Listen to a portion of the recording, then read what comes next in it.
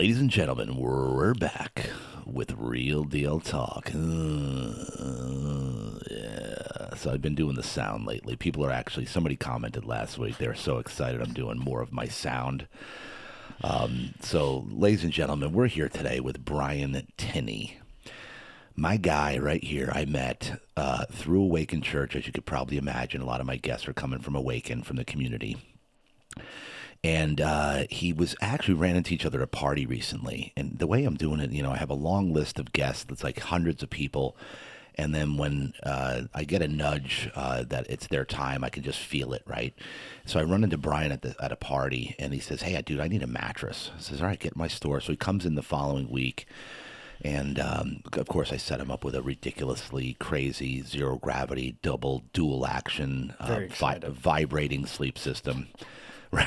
You're excited, huh? Very. He's taking delivery tomorrow. Let's go. He's taking delivery tomorrow. And then while he's here, I guess we just got on the topic of like, what do you do, by the way? And I'm like, Yeah. And he's like, well, he's like, I got a little bit of a history. I'm like, what do you mean by that? And he starts telling me this history. And sum up what you just did, and like give me a 30-second one-liner sum up, and I'm going to plant the seed, folks, because I need to stick around for this. Because if you think you've gone through some stuff in your life, and you're like, like your trials and tribulations in your life, and you're like kind of like feeling sorry for yourself, or I have it rougher than everywhere else or everybody else, listen to this sum up, and then you're going to want to stick around and realize that God is a redeemer, and redemption is a thing. It's real. So go ahead and give me that sum up that you just did. Yeah, sure.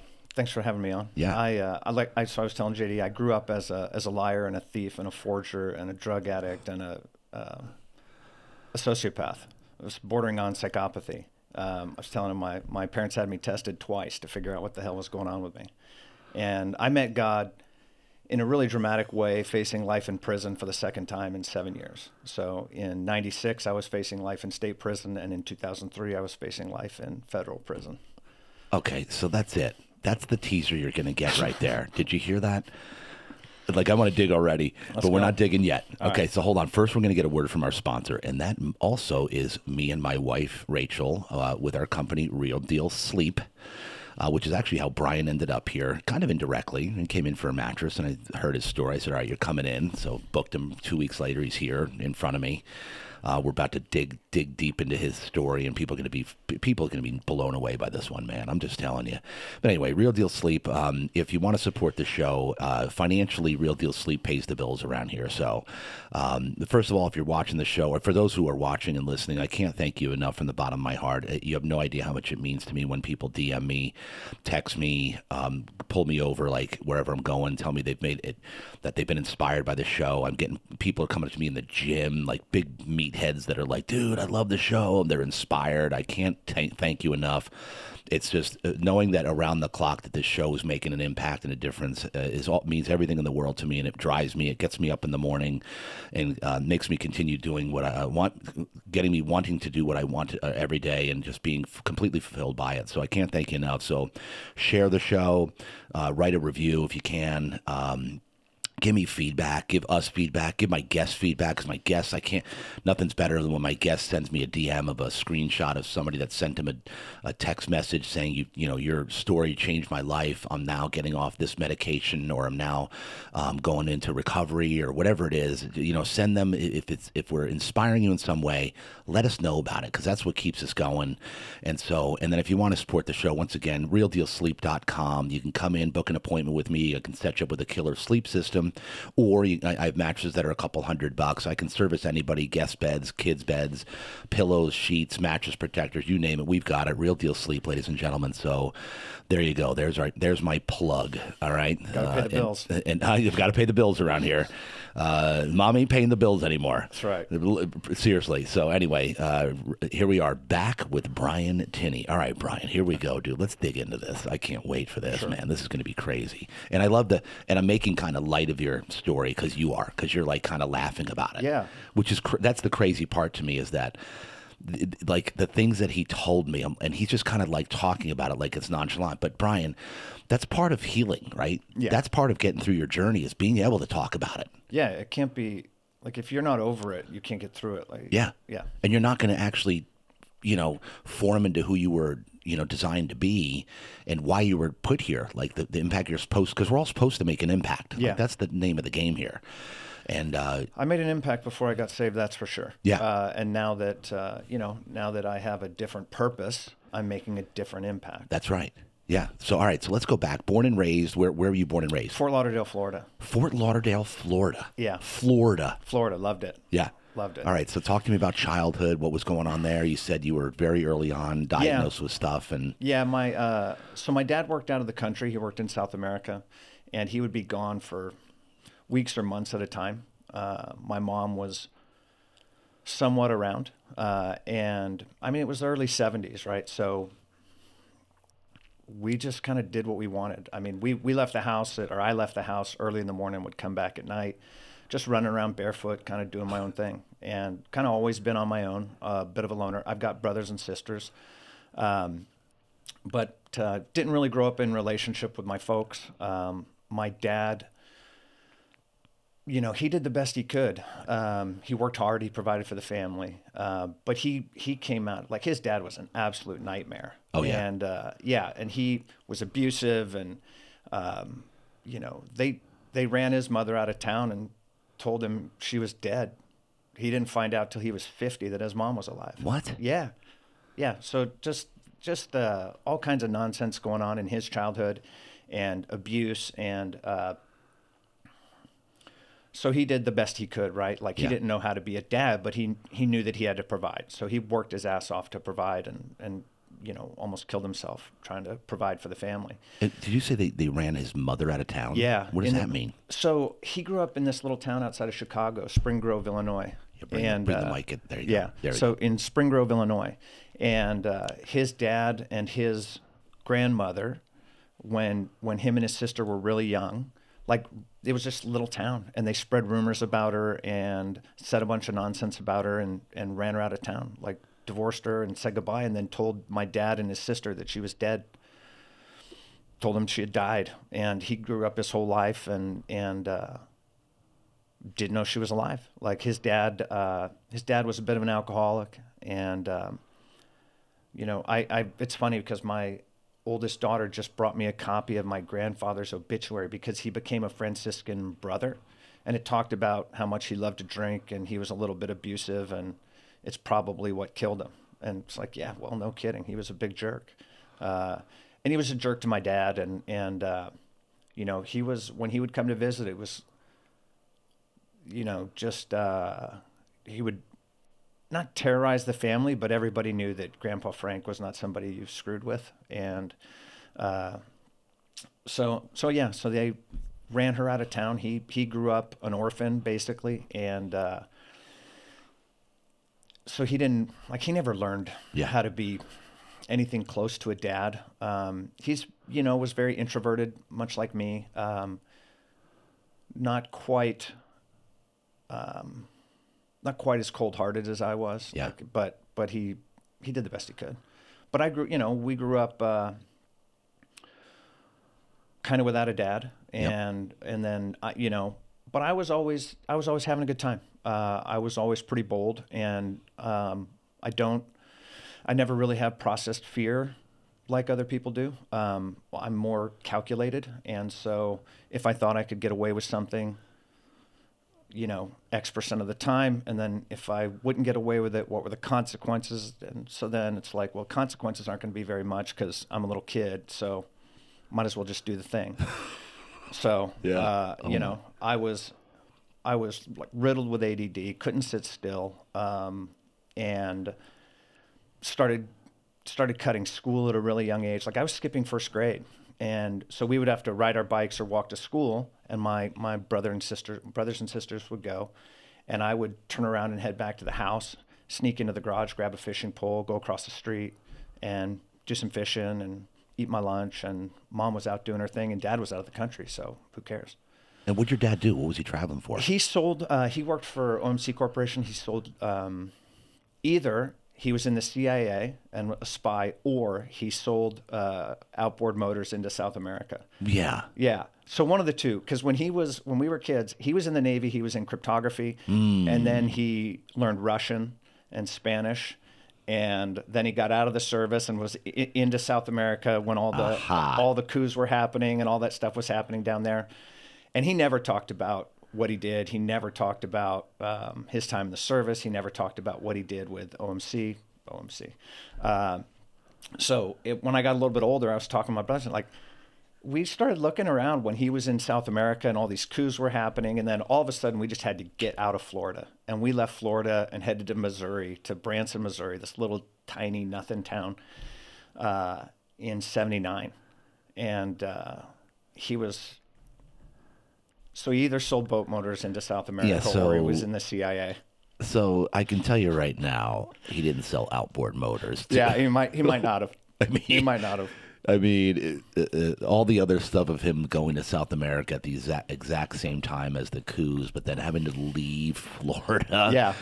I don't think a boat manufacturer was coming after you for the motors or something. No, we were told it was for health reasons. Like, yeah.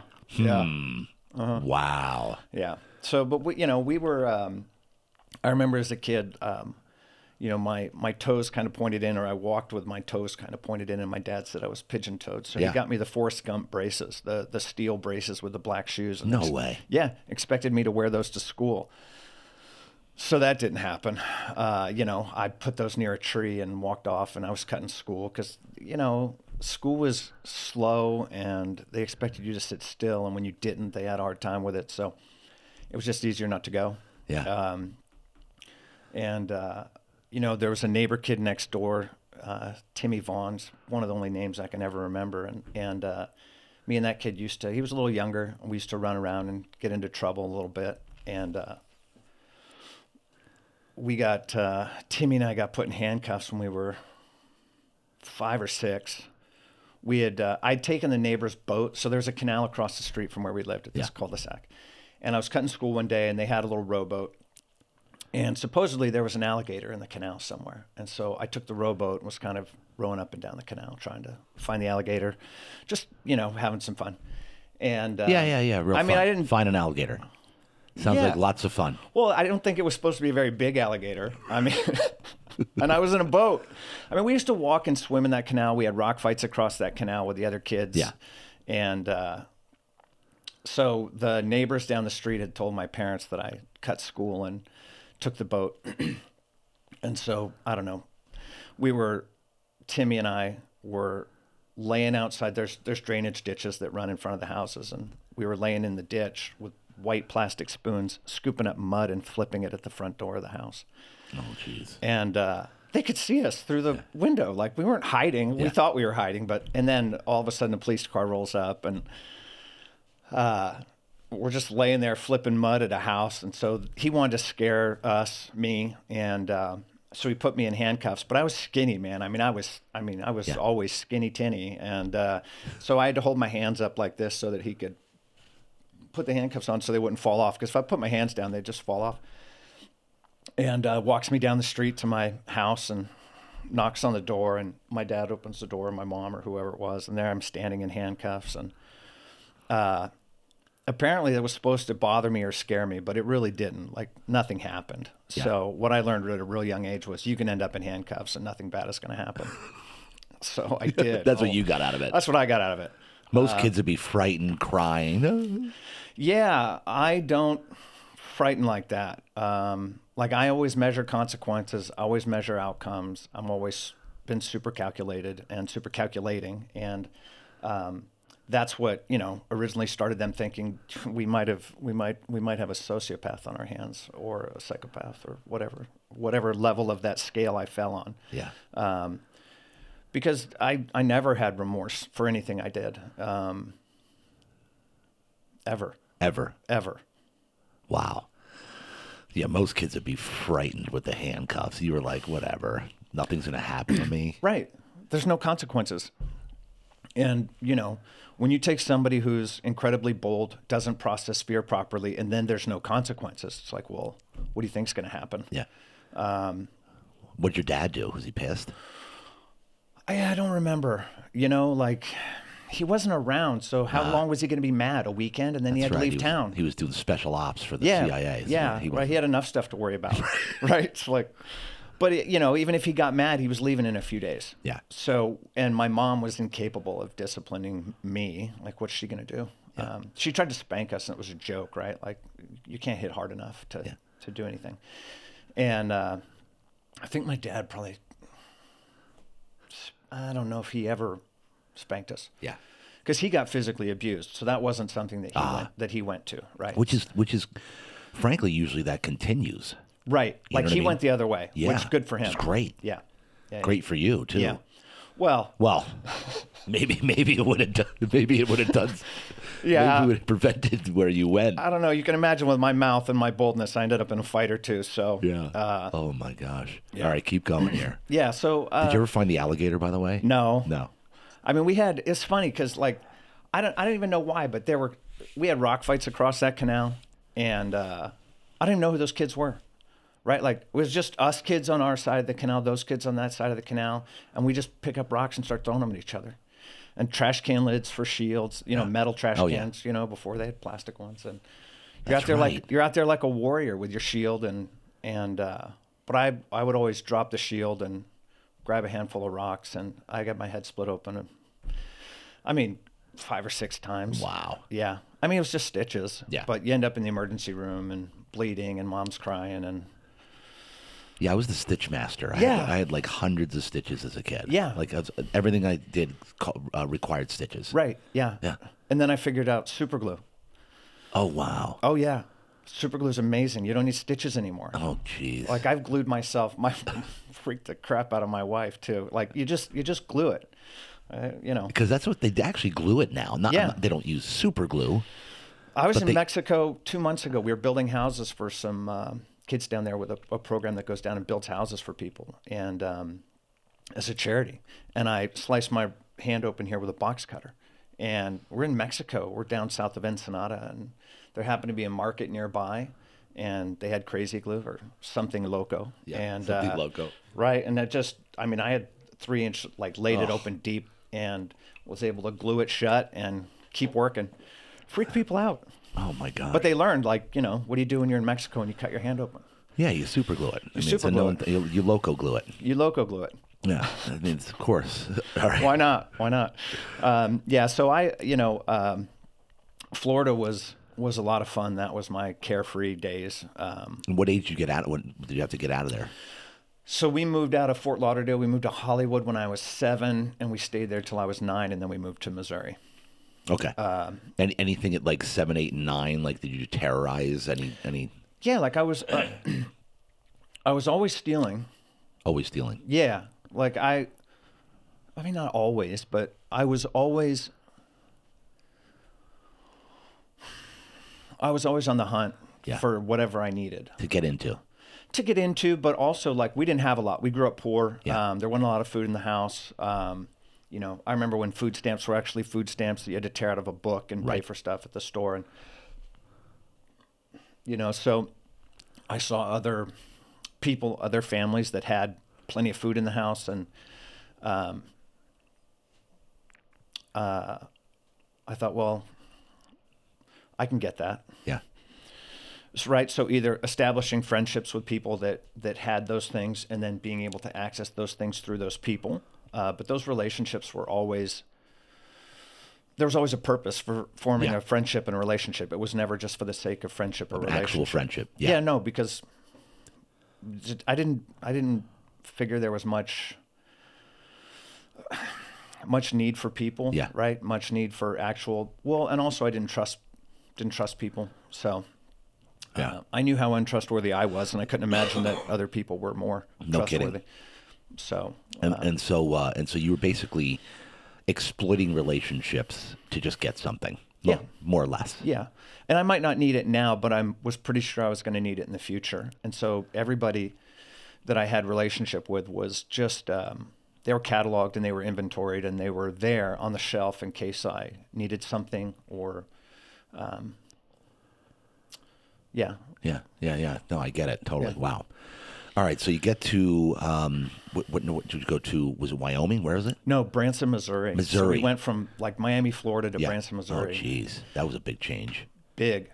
It was really culture shock. In Florida, I mean, the people that I went to school with were like every race, every ethnicity, every culture, Cubans and Haitians and just everybody in South Florida. And then I moved to Branson, and it was, the population was 1,030, and they were all white, and there were no black people, no Mexicans, Nothing. nothing, and Hicks and cowboys and cowgirls, and my mom's family was from Missouri. So they were. That's how you got there. That's how we got there. And when I lived there in, gosh, I want to say in the early 80s, a black family moved into town and somebody burned a cross on their lawn. Like that stuff was still happening. And Wow. The Klan was still active, and it was Crazy. Yeah. It's like it was nuts. It was nuts, right? And so how did you do it? Did you go to school? Did you skip school there? Yeah, I mostly stayed in school in fourth grade. 5th and 6th grade was this little town across the river called Hollister, and I was in school there, and I just left class almost every day. I'd just get up and go into the bathroom or go into the office or whatever, and I would just leave and go hang out, go walk around the school or whatever. And how did you do in school? Because school at this point seemed like when I was in Florida, they put me in. I was being very disruptive in school, so they put me in the gifted classes with the smarter kids, and I was finishing my work and disrupting the gifted class. I was a class clown and would cut up, and so they took me out of that because while I was smart enough to do the work, I was being too disruptive to other people. And so it came easy for you. Yeah, super easy. School was never a challenge. I could always do pretty advanced mathematics and science and things like that. And I just thought, my dad was pretty good at that sort of thing. And I thought genetically but it's probably something else, right? I just kind of always knew how to do stuff. Yeah.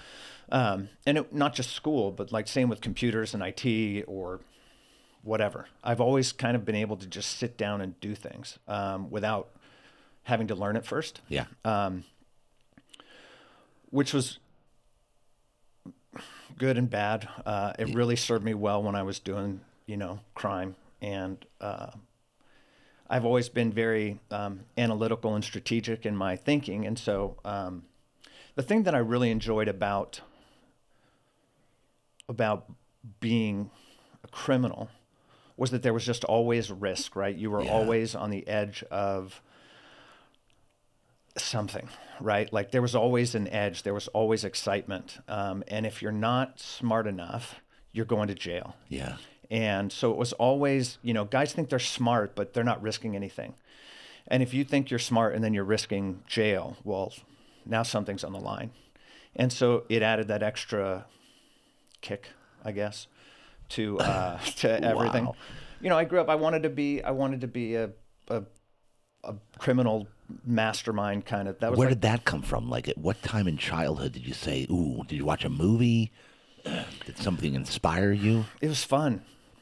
It was fun, and it was risky. And so then when did stuff start? Like when you started doing, other than stealing stuff here and there, like in school? Because now you got me to grade 4 and 5. Yeah. Where you're disrupting classes. Yeah.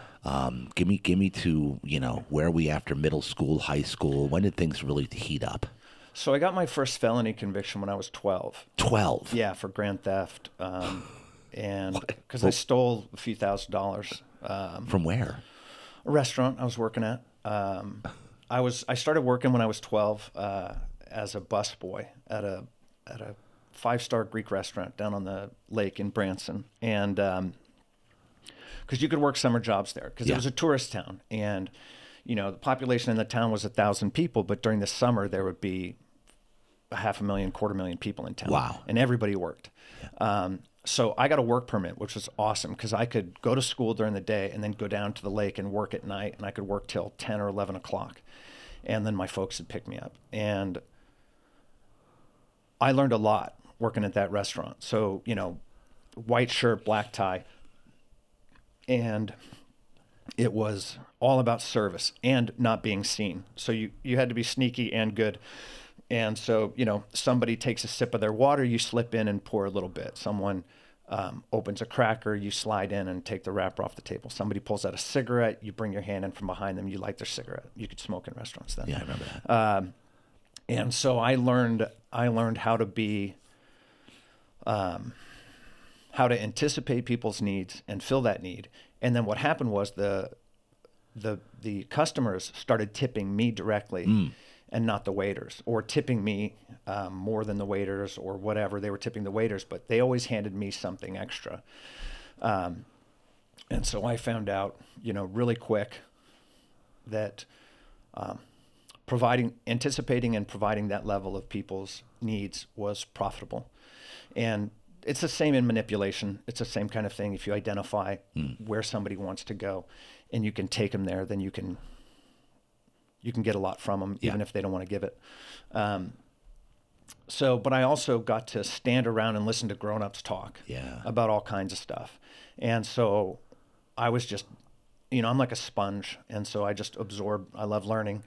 And I took in all that knowledge for every night. Yeah. I just got new conversations.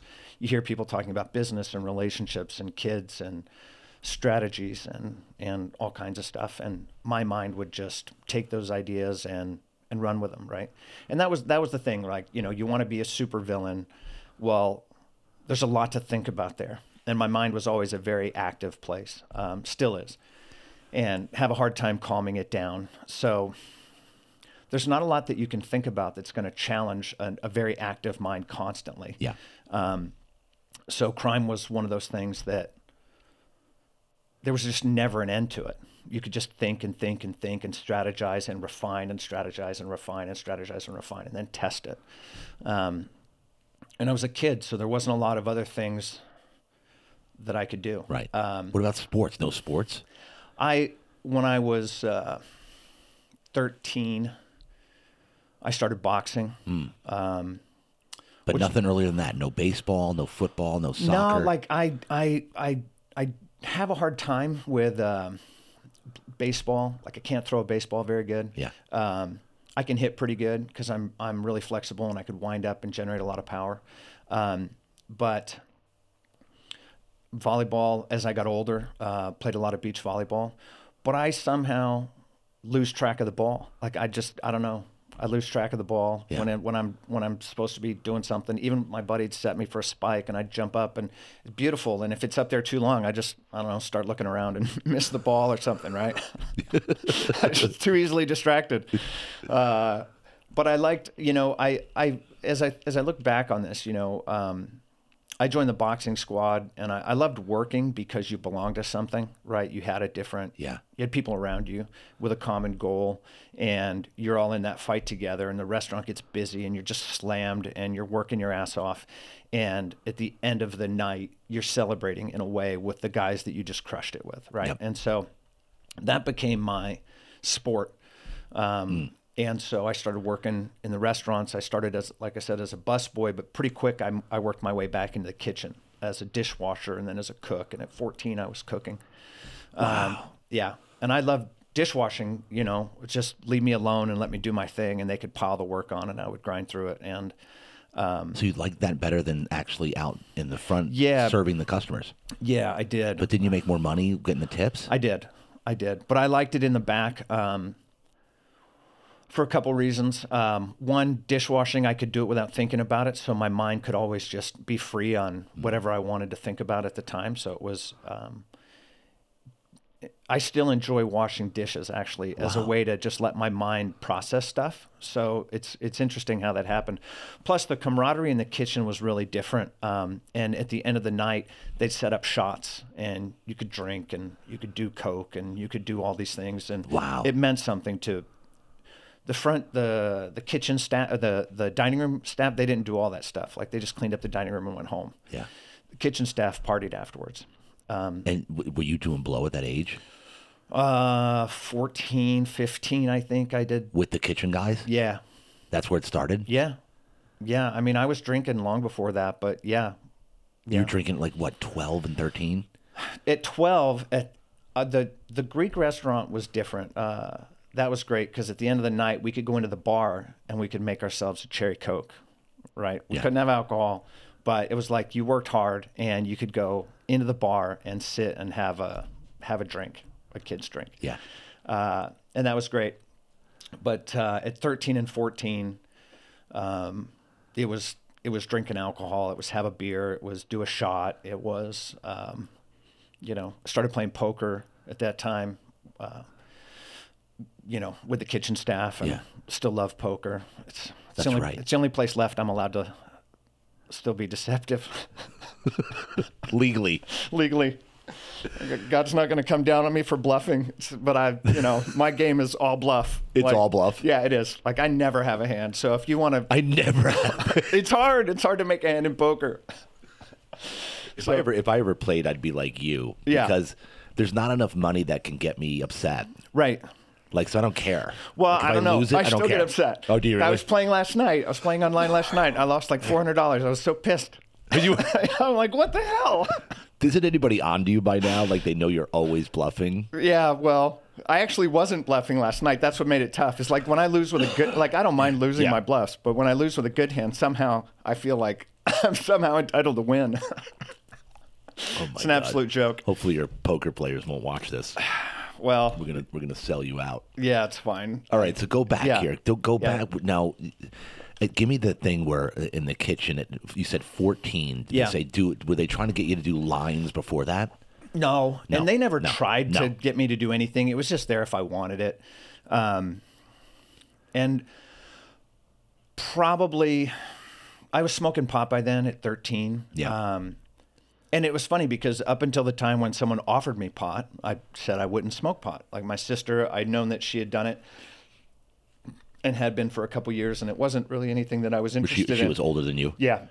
4 years, 5 years older than me. And she had a boyfriend who brought some weed over to the house, and I was 9 or 10 at that point, and didn't know too much about it, but saw it, smelled it, knew what it was, and didn't have much interest in it. And then when I was 13, I was working at a restaurant and working in the kitchen, making biscuits and gravy, and finished up. And the guy pulled out a little pipe he had made from a rib bone, asked me if I wanted to smoke pot. And I was like, sure. A chance to be included, a chance to be a part of something. And as much as I was a loner or felt like I didn't need to be a part of something, I find that looking back that I took a lot of opportunities to try to feel like I was a part of something. Yeah. And reestablish that family that I didn't have at home. So that was kind of what it was with smoking pot. And then, I really liked smoking pot. Yeah. And that was about 13. Yeah. And so I did that a lot. And then. So once you liked that, did you start smoking it daily? I don't know about daily, but pretty often. Yeah. Before school? As much as I could. Yeah. I mean, by the time I was in ninth grade, I was voted student most seen in the principal's office. When I was in 10th grade, I was only in school something like 40 days out of the year. I was just cutting the rest. And so did you just fail? Did you fail everything because of this? Not calculus. My calculus class was first thing in the morning. And so I would show up, do that class, and I would be stoned. Like I'd be smoked out of my head, and I would sleep through the class. But I used to make cheat sheets for people, and little tiny, man, I could make the best little 3/4 inch by 3/4 inch cheat sheet with all the stuff on it. But like you write a cheat sheet out a dozen times, well, you know it, so you don't need it for the test, right? Yeah. So it was how I studied. I made cheat sheets for people. No way. Yeah. Did you get busted doing that? I did. Yeah, I did. Guys ratted me out. They ratted you out? Yeah, the little punks. It's like, so then. I didn't write it. I just picked it up. It was just there. Brian. I got ratted out for cheating in Spanish. Some little goody two shoes girl in my freshman year. like Spanish in Branson, Missouri. You didn't have any Mexican people here. What are we doing here? Right. What are you doing? I mean, my dad spoke Spanish in Florida, but I'm in Branson, Missouri with no way out. There's nobody. I don't need to speak Spanish to anybody. Then I joined the Navy and come out here and everybody speaks Spanish. Yeah, of course. But I can't roll my R's, so it's not even going to happen. And listen, if you can't roll your R's and you're trying to do the fake roll R thing when you're speaking, you just sound way whiter than you should. So just marry somebody who speaks Spanish. Total gringo. Yeah, total gringo. So I ended up spending Spanish class in the principal's office. Every day I'd have to spend third period in the principal's office. Well, I mean, why bother? So I just would leave and go to the lake. I found out, like Walmart, man, Walmart was my ATM when I was 13 and 14 years old. Because I went into Walmart one time with my mom and she wanted to return something. And there's a woman by the door with a sheet of those stick-on dots, right? Little dots. And my mom had something to return, and this woman took one of those dots and she wrote the date on it, and she stuck it on the box that my mom was returning. And my mom walked over to the service desk and she returned it, and they gave her cash. I mean, every time I went to Walmart, I went to the office section, the office supply section. I grabbed a pack of those green dots or whatever color they were using for the day. I grabbed a pen and I walked over to the electronics section. I grabbed a boom box. I took out a dot. I wrote the date, stuck it on the box. I walked up front and I returned it, and they gave me cash. Like, that happened. And I was 13, right? So nobody's going to think, here's this cute, skinny, dimples. Totally scamming. And I probably returned stuff there 3 days a week. Didn't they after a while go, oh, you're back? Sooner or later, and that was another felony at some point, right? But it was like not even really a felony because it's like $50 or something, which isn't grand theft, and it's petty theft. And like, I'm already on probation, so what are you going to do? When I was 12, they put me on 6 months probation, right? So I was supposed to be off it. Was this for the Walmart? No, this was before Walmart. This was for the few $1,000s. We never finished that. How did you steal the? Give me. It was a check. It was a check that I found in the drawer at the restaurant that was made out to an employee that was no longer there. Well, I had a buddy who had the same name, so I took the check. We cashed it. Did you give him a cut? Yeah. I mean, how else are you going to get him to do it? Like, no, I'm just going to use your name. He went in. He cashed the check. I don't even think he got in trouble. I got in trouble. But I had been like, the cops were onto me before that. But at 12, they're like, we can't keep looking the other way. And so they put me on. So what was it, like $3,000 this check? It was like, it was probably like $1,800, $2,200, something like that, which was a ton of money in 82. A ton of money. Yeah. So that was always my problem, was I never knew what too much was. So when I was younger, my parents would have parties and they'd have people come over and everybody would put their purses and their jackets on one of the bedrooms on the bed, and while the party's going on, I would sneak in the bedroom and pilfer the purses and take a little bit of cash. Well, I took a 20, which in late 70s, early 80s, 20 was like 100. Yeah. And people noticed the 20. Totally true. They noticed the 20, and my mom straight to me. She knew. Well, yeah, none of my brothers or sisters they didn't have the balls to go in and take money out of people's wallets with them in the next room. One of the guests was like, hey, I'm missing a 20. Yeah. Yeah, you got anybody in your house that might want to take it? She said, yeah, well, Brian. So, yeah.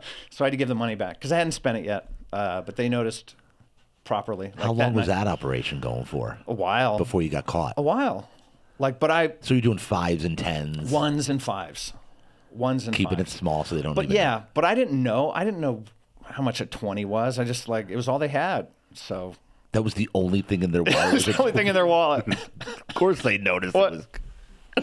Hey, they could have misplaced it at home. So you loved the parties. You loved the parties. Oh, yeah. It was great. It was great. It was great. I was an opportunist, and I saw opportunity everywhere, right? And I had no limiting principle. I had no governor, no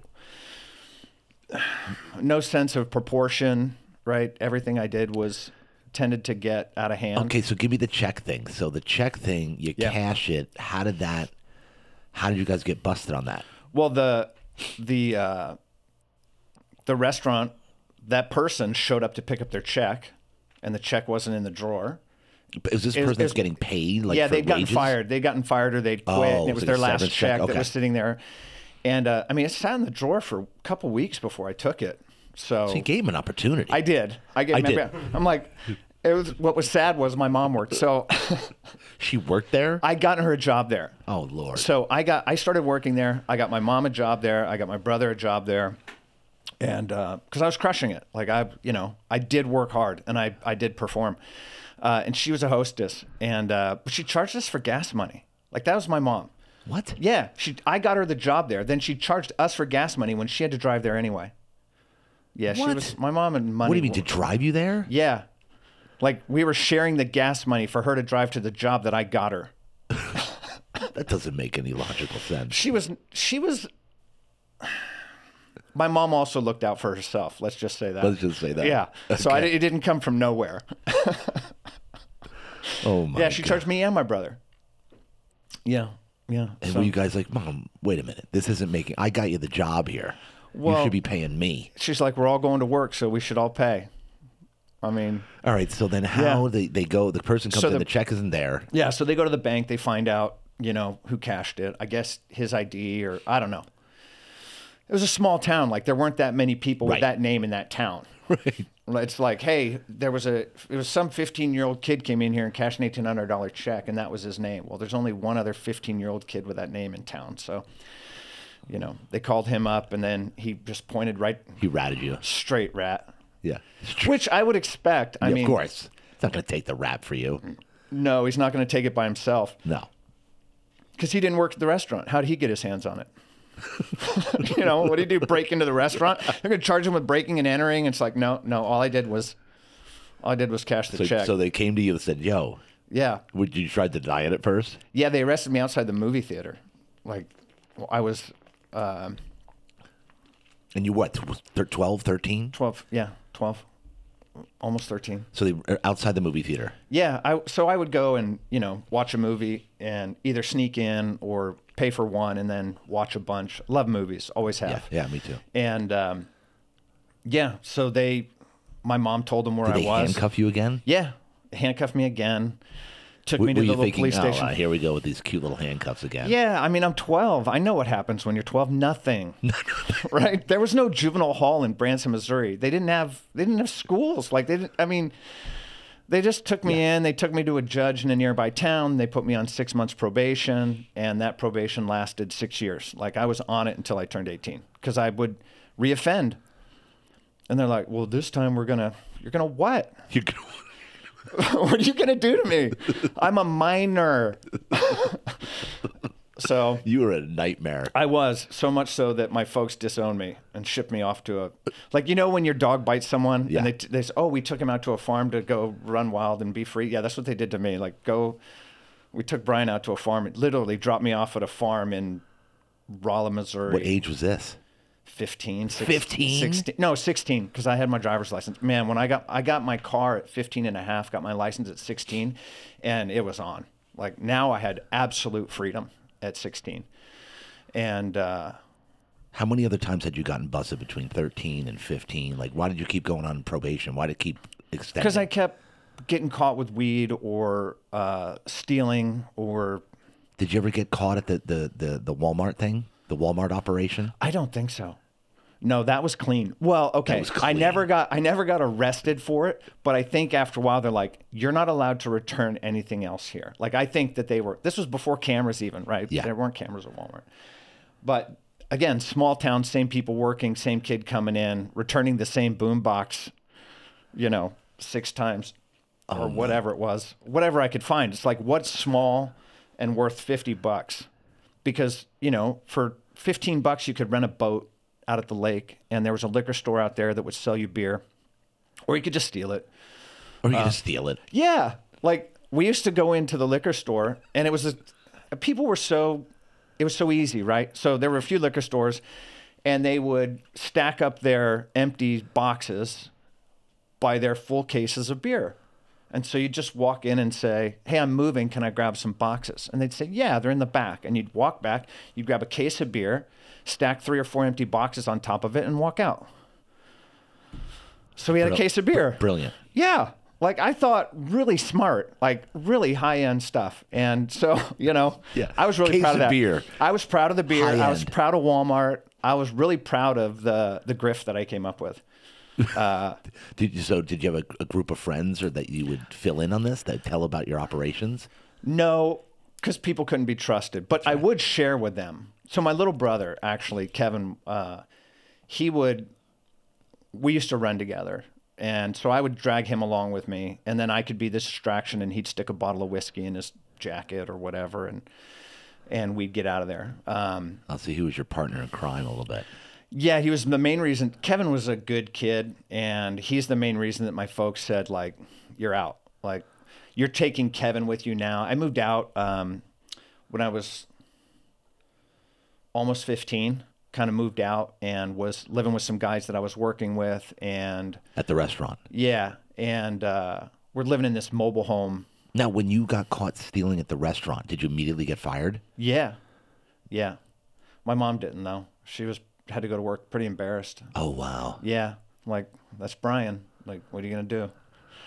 Protect yourself at all times, because that kid is something. Wow. Yeah.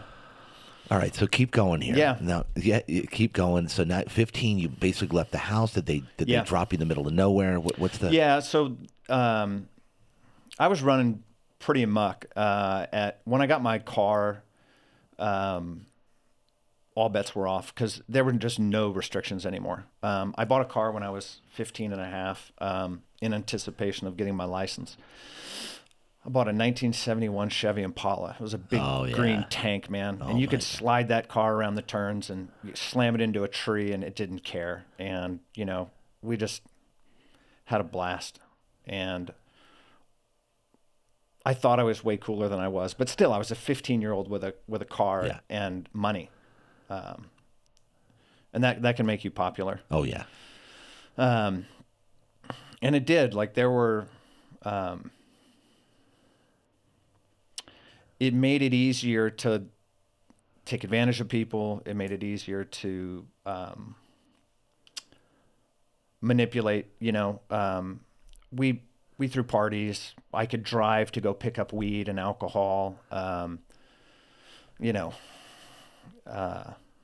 if I didn't have money, I would steal the weed or steal the money and then get it. And but having a party made me feel like I belonged, or people wanted to be there, and some did. Like, I had a couple of friends. I usually had one friend at a time that I could trust, or that I thought that I trusted at least some extent. Right.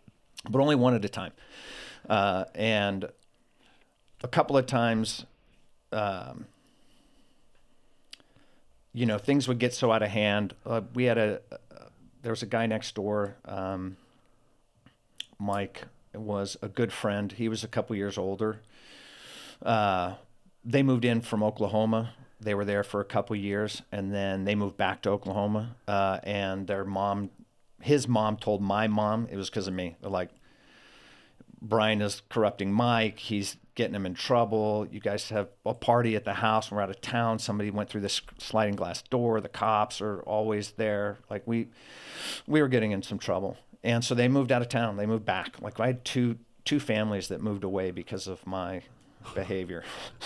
I was a bit of a disruptive force to their families, and they did not appreciate it. Oh my gosh. They thought their kids were good kids. It's like, no, they're not. No. They just never been tried. Yeah.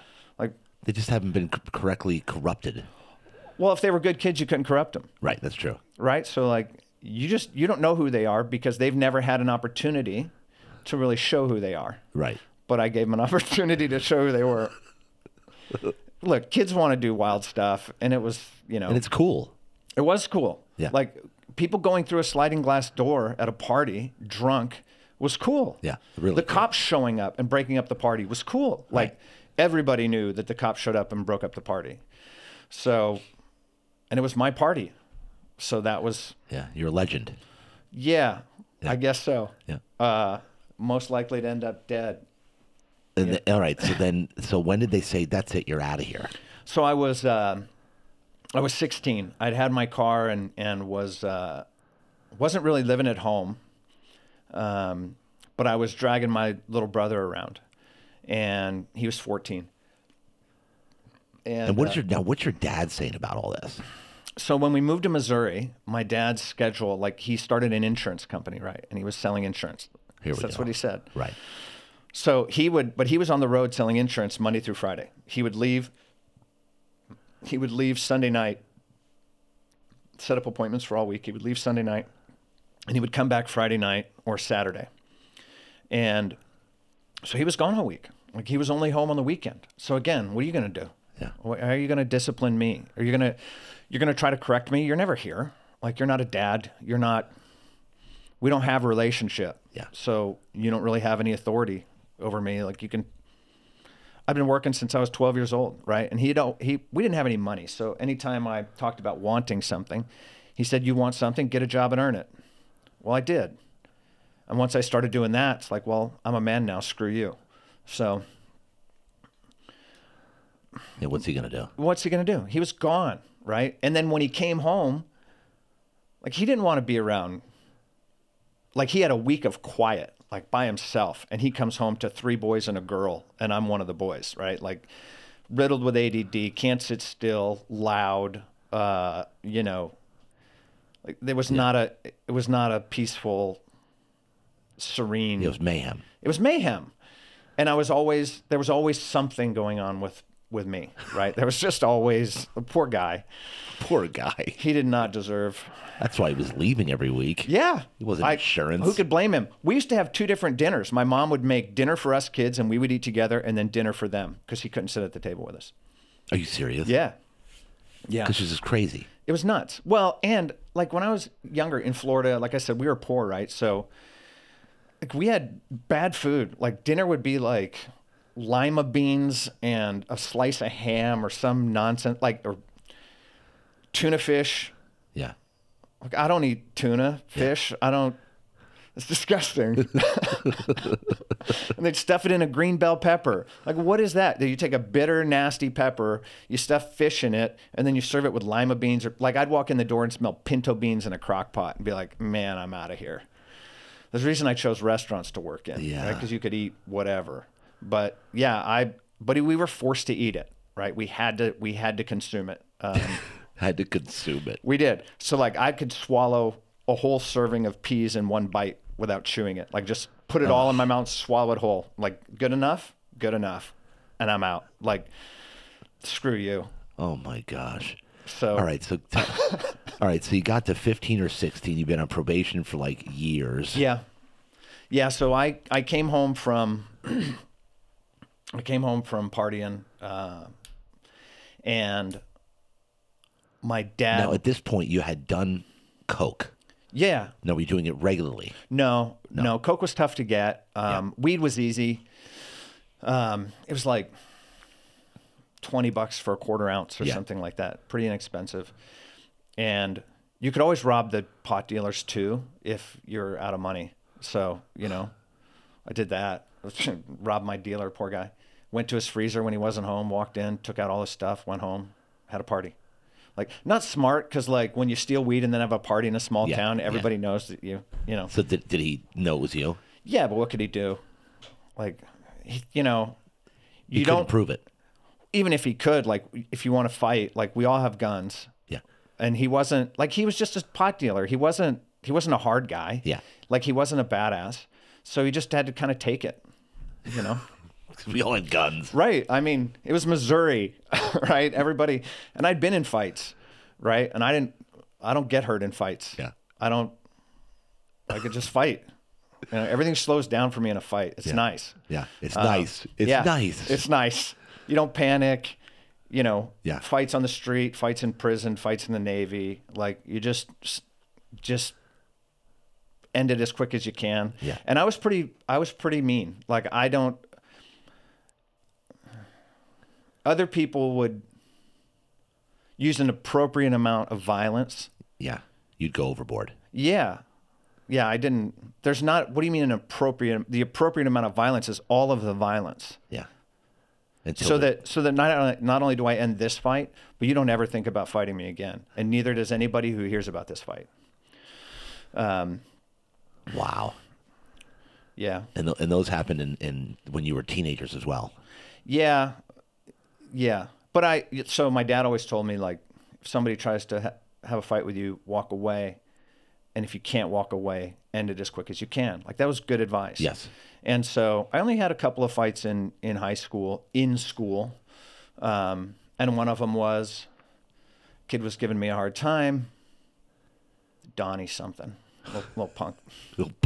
He was. But I was in art class or something, and man, my teachers loved me. Like, even though I was disruptive and like not showing up for some reason, man, I was, cute and clever and witty and charming, and my teachers just loved me. And they just thought, Brian's got a bad break, or he's not really as bad as he seems. And I was as bad as I seemed, but they didn't.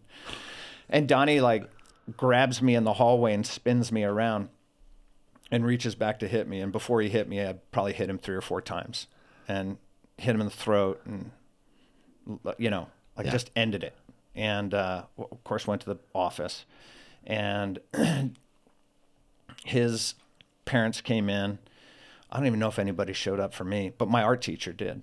My art teacher came down and said, "No, Brian, didn't instigate it, didn't fight it. Donnie grabbed him. Brian just defended himself." Right? I loved her. She was great.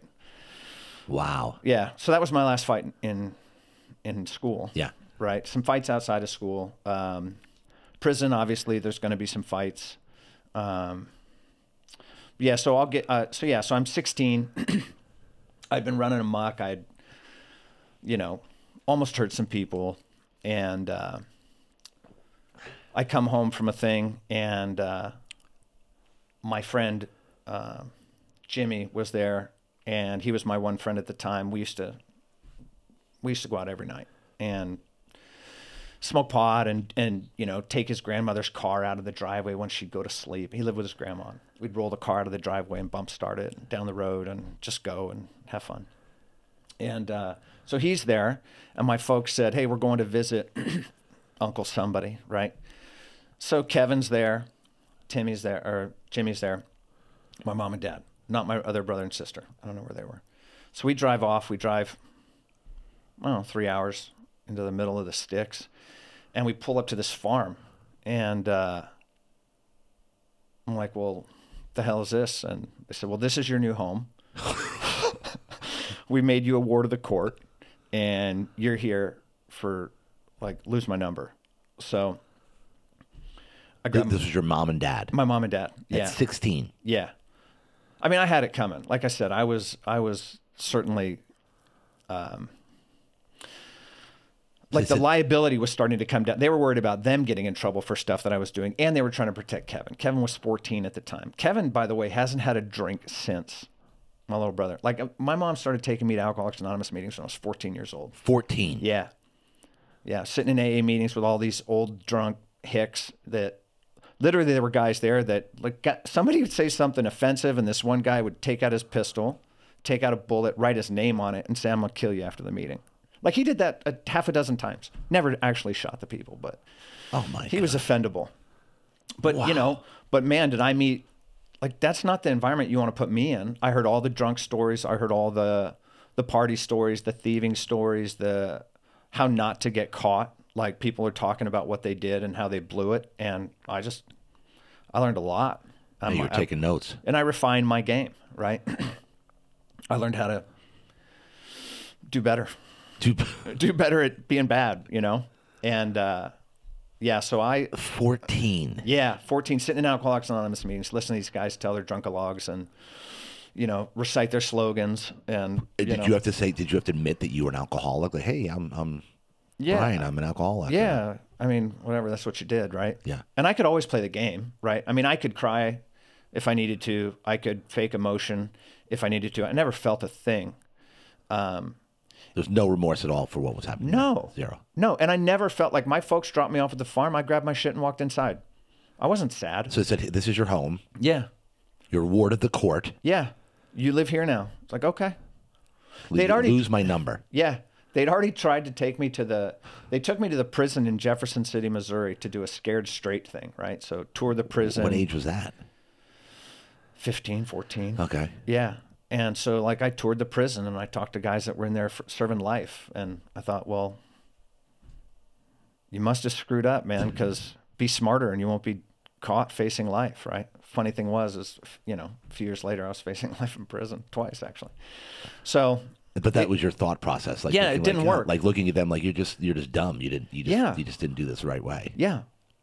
Yeah. I'm not going to end up here. And if I do, were they trying to yell at you and like the guards? Nah, some of that, but like I understood a show when I saw it, right? Like I've always been really good at reading people and understanding when somebody's playing a part, right? Yeah. And so, you know, I got really good at manipulating people and understanding who was really a threat and who was just for show.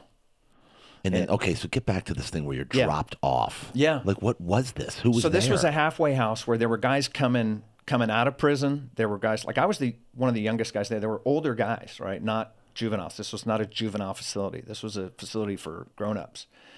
And there was one other kid there my age, and everybody else was older. They were either last stop before prison or getting out of prison, and it was a halfway house where they could, you know, try to get their act together and prove that they could do life outside of prison. And, you know, there was a priest that was running it, and it was a farm, so you worked on the farm. Did she say how long you're going to be there? Well, in Missouri, at 17, you're an adult. So they told me I had to stay there till I was 18, but I knew better. So at 17, I grabbed my shit and walked out the door. So hitched my way back to Springfield. So you spent about a year there? Yeah, like probably 6-8 months. It wasn't very long after my 16th birthday that they sent me there. Like it was maybe 6 months in. Spent the winter there. So you worked on the farm. There was they had a little thrift store in town. And who ran? He said a priest? Yeah, some priest. Did you ever go to church as a kid?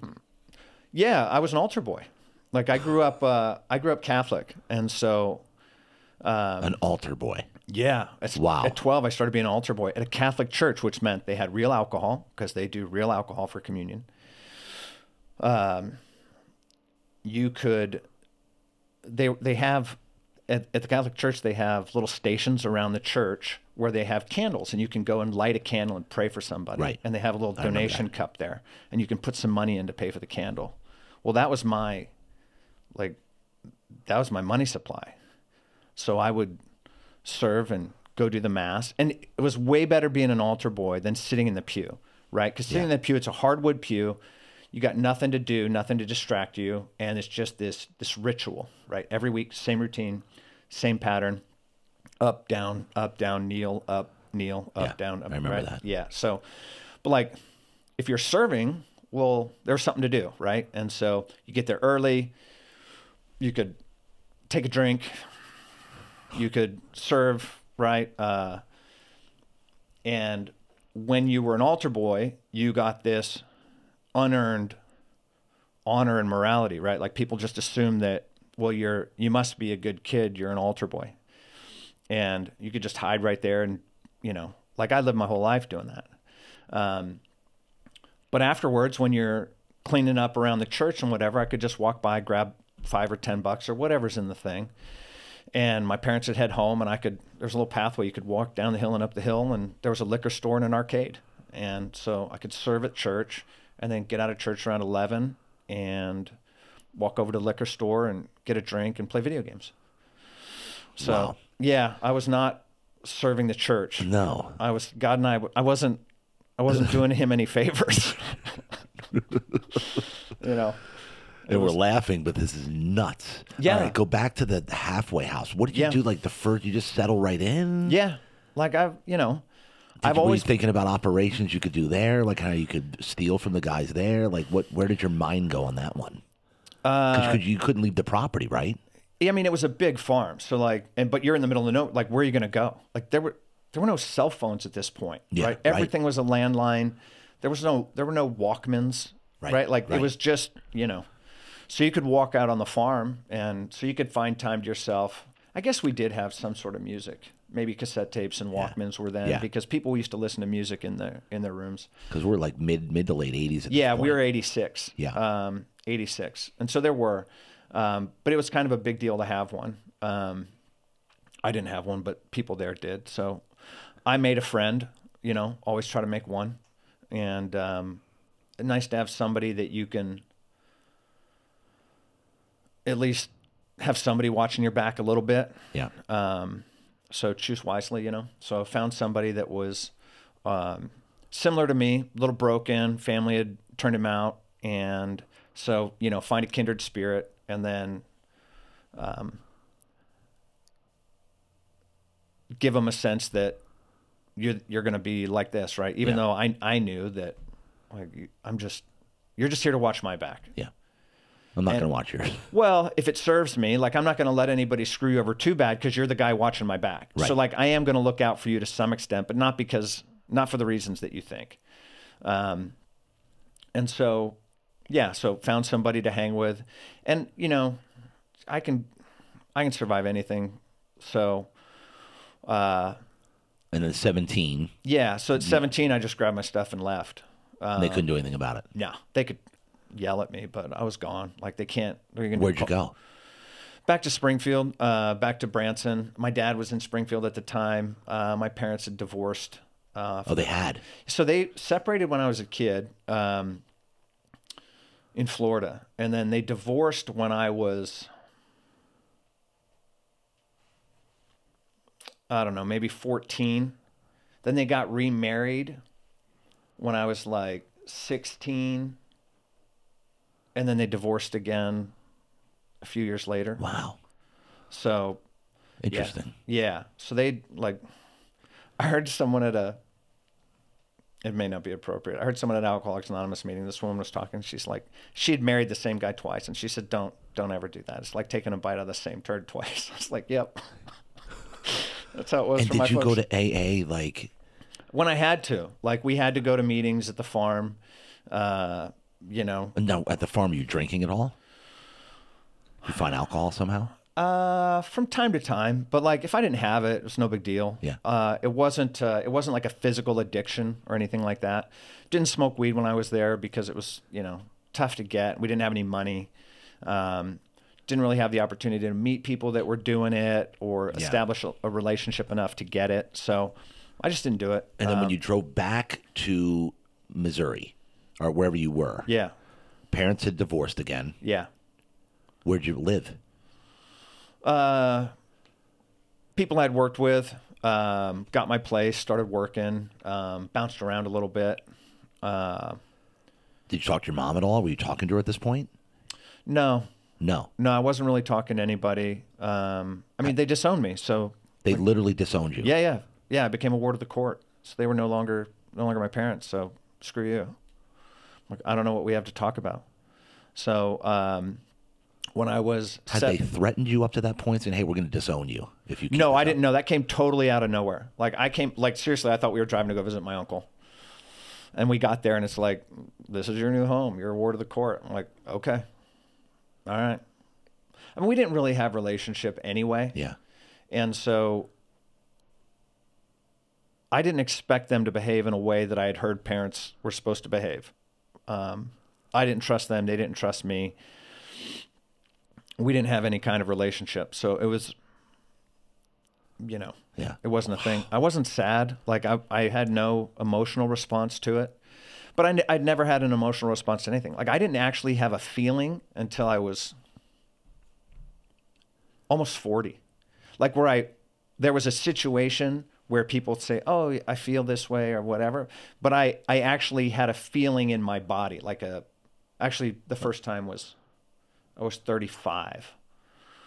And it was felt really weird in my chest. Like, there was a weight on my chest. Yeah. And I asked my buddy, like, "What the hell is this?"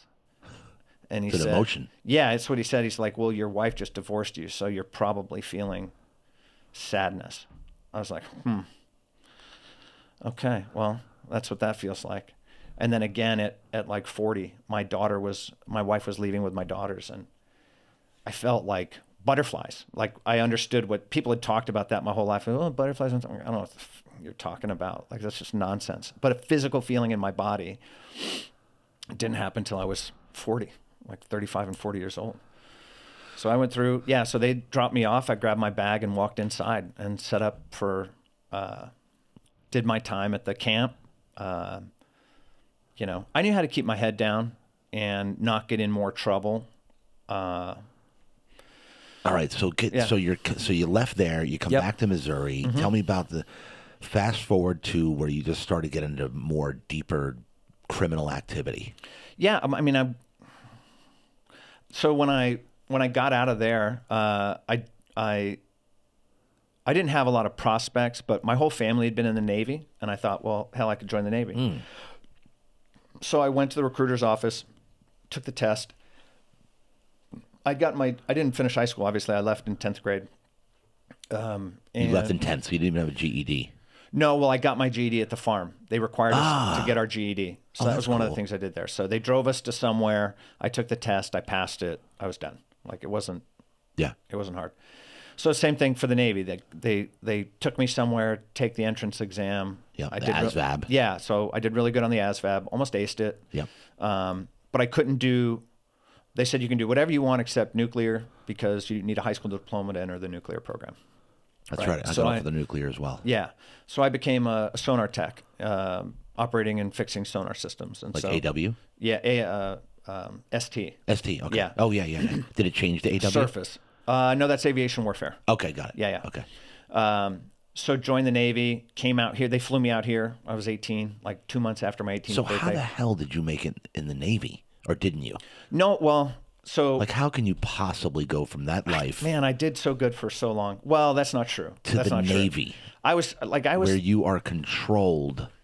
to some extent, but there's a boot camp was no problem. Yeah. Boot camp was a piece of cake, and then I tested into a program for. I was supposed to do 6 years, right? So I signed up for 6 years so that I could do advanced electronics training. But I had to go to sea first for 2 years, and then I would come back from Sea my school. No, to the ship. Oh, sea, yeah. Yeah, Actual sea. so I did A school, then I went to the ship for 2 years, then I came back for my sea school. Well, on the ship, I got in trouble. Had a buddy, Dwayne, long live Dwayne, and we were drinking and partying and living the Navy life. And, you know, I mean, I still stole, but not as much, just because didn't need it. And, you know, we got paid all the time. I was living on the ship, so didn't have a lot of need to do that. But we drank a lot. You know, we'd go down to Mexico, down to TJ, and just get blind drunk. Like, can't even make it back across the border drunk, and we, you know, all that kind of nonsense. I remember those days. Yeah. So like, trying to find him, trying to find the car, you know, no car keys. Great. Like, take a cab to the ship, go on the ship, get your spare keys, take a cab back. All just drunk. Yeah. And, but I This was in like 1990. 88 to 92. Yeah. So, 88 to 90, I was on the ship. What ship was this? The Truxton. It was a nuclear cruiser out of San Diego. Do you remember the Kitty Hawk was here? Yeah. In 91? Yeah. I was on that ship. Yeah. I came in at 91. My dad was on the Midway. Oh, my God. And it's here now as a museum. Wow. Yeah. So I got in a fair amount of trouble, but not that much when I was at sea, like when I was on the ship. But I was still scamming. Like, I remember when ATMs came out, like, you could open a bank account and take money out at the ATM, but it took a minute for the money to like actually show up not in your account. So like, I could open an account, put in a couple $100, go to an ATM, take out 200, drive down the street, take out another 200, drive down the street, take another 200. You take $1,000 out on a $200 account, and who cares? Like, what are they going to do?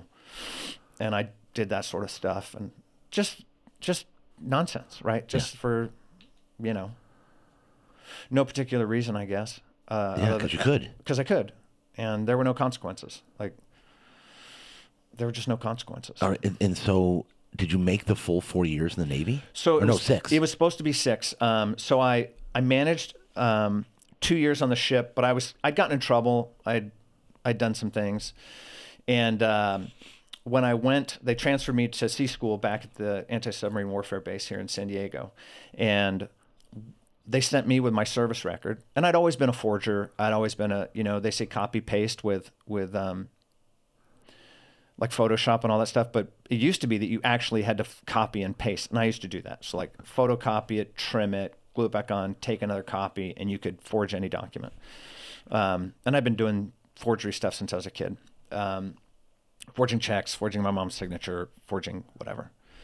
And so I edited my service record to make it look like I had more points to prepare for advancement, so that when I took the next advancement test, I would get promoted.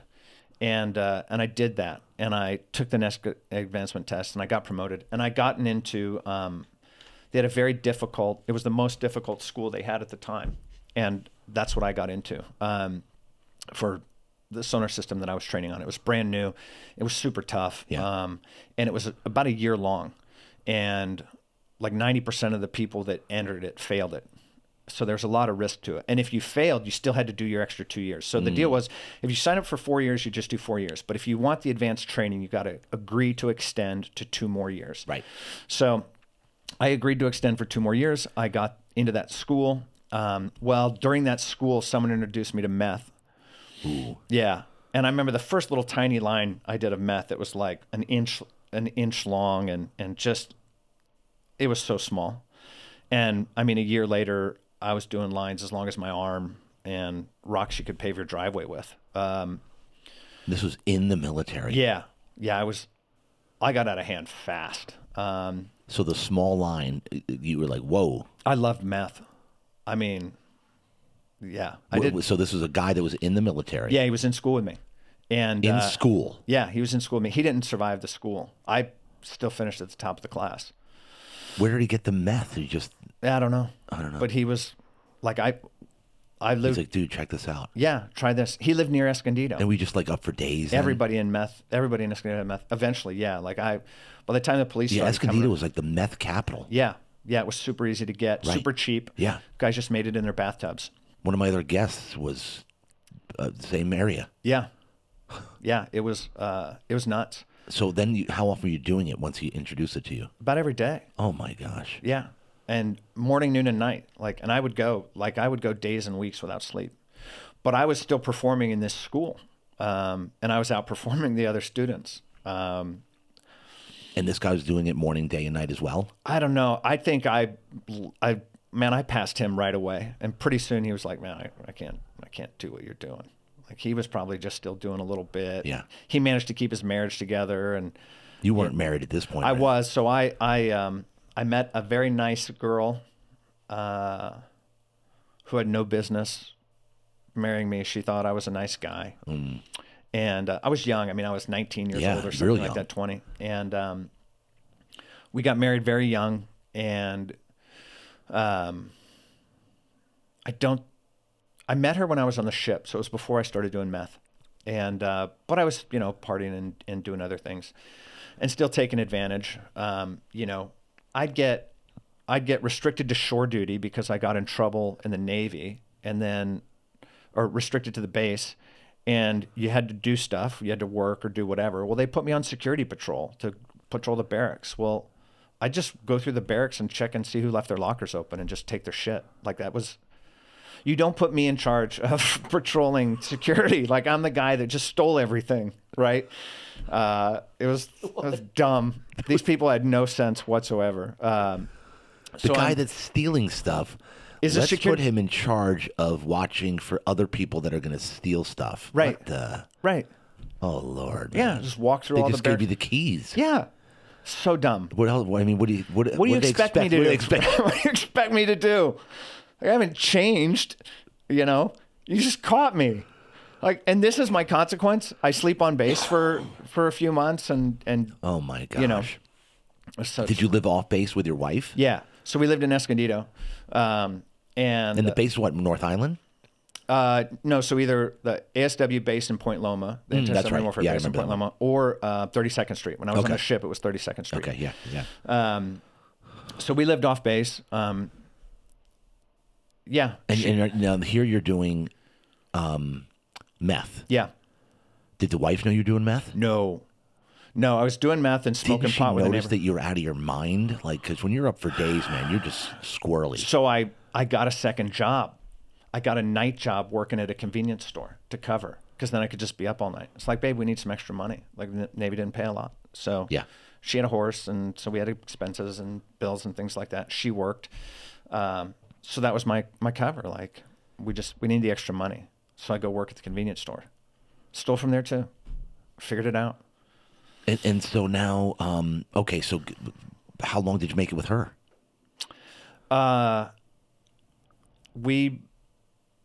Until after I got out of the Navy. So 4 years in, I was getting in trouble again. I'd made it up to E5, and I'd been demoted back down 3 times at captain's mast, and was down at like E2 or something like that. And I'm going up in front of mast again. What did you keep getting demoted for? To name it. AWOL, drugs, whatever. Yeah. Forgery. You got caught forging? Yeah. So when I edited my service record. Yeah. This is the dumbest thing. I edited my service record so that I could get the promotion. Well, one of the guys that was on my ship got assigned to the same shore base that I was. And he saw that I was promoted, and he saw that I was wearing an insignia that I shouldn't have had. But that was part of what I added in my service record. So he ratted me out, little guy. And so he rats me out, and I go in front of captain's mast, and they're demoting me again for forging that in my service record. Right. So I survived that. I get demoted again. I finish my school. I finish my ASW school, top of the class. There were only a couple of us left. Like after a year, everybody else got dropped. Because it was really hard. And you needed to be able to think like a computer, right? Yeah. You needed to be able to think logic flows and diagrams and stacks of schematics, like 2 stacks this high. Yeah. And so I'm getting demoted again. Well, like I said, so they didn't have me doing the patrol this time. They put me to work in the personnel office. So I know that I'm getting ready to go up to captain's mast, and I'm coming up on my 4-year anniversary. So I grab my service record, and I take out my 2-year extension, and I throw it in the trash. So a few days later, I go up in front of captain's mast, and I'm supposed to do 2 more years. Yeah. And I'm getting busted back down to E1. E1. E1. 1 to 5 to 1. Oh my gosh. And so I've been in 4 years and going back to like boot camp rank. Yeah. And I go in front of captain's mast, and he's like demoting me and restricting me to the base. And then he sees that my discharge date is coming up, but my 2-year extension's not there anymore. So he assumed I had a 4-year extension or a 4-year enlistment. There was no 2-year extension. And he goes, well, I see you're getting discharged in a couple weeks and that your enlistment's up. So I'm going to demote you to E1. I'm going to give you an other than honorable discharge, and you're never allowed to return to this base again as long as you live. So, okay, great. Let's go. So we finish captain's mast. I go downstairs. They send my service record down to me. I type up my discharge, honorable, of course. And like, you gave me other than honorable. You let me edit my service record. Like, I was in trouble for editing my service record. So they put me in the department where I could edit my service record. So I took out my 2-year extension, threw it in the trash. Because if I had to do 2 more years as an E1, I was like, AWOL. Like, forget it. This isn't, kick me out. So they kicked me out. And they gave me other than honorable, but then they sent my record to me and said, type it up. Okay, well, honorable. Like, why wouldn't I? Yeah. Well, what are they expecting? Right. Again, like, you put me in charge. You put me in a place where, like, I don't know what you thought was going to happen. Yeah. Like, why would you don't want me on security patrol. You don't want me where the records are being kept or held. Like, I don't know what you want to do with me. But it's not those things. And so did you actually get out honorable? Yeah, I did. Honorable discharge. To this day? To this day. Yeah. Oh, 30 years, what is that? 92. Yeah.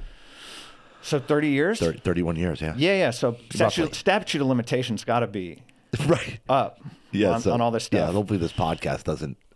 I mean, whatever. They can go back and fix it now if they want. I don't care. It right. matter. I could be lying now. I was a liar, That's remember? right. That's true. Yeah. This could be totally fabricated. Could be. I doubt they still have the captain's mast records from that hearing 30 years ago. Right. This was before computers. They probably burned your stuff. Right. Get rid of this guy. I don't even personal computers weren't a thing then. The Navy just started like working with computers, but none of the records were electronic. Oh yeah, that's right. Yeah. They're all actual paper. Yeah, everything was actual paper. All right, so move on to... So I get out of the Navy. Yeah.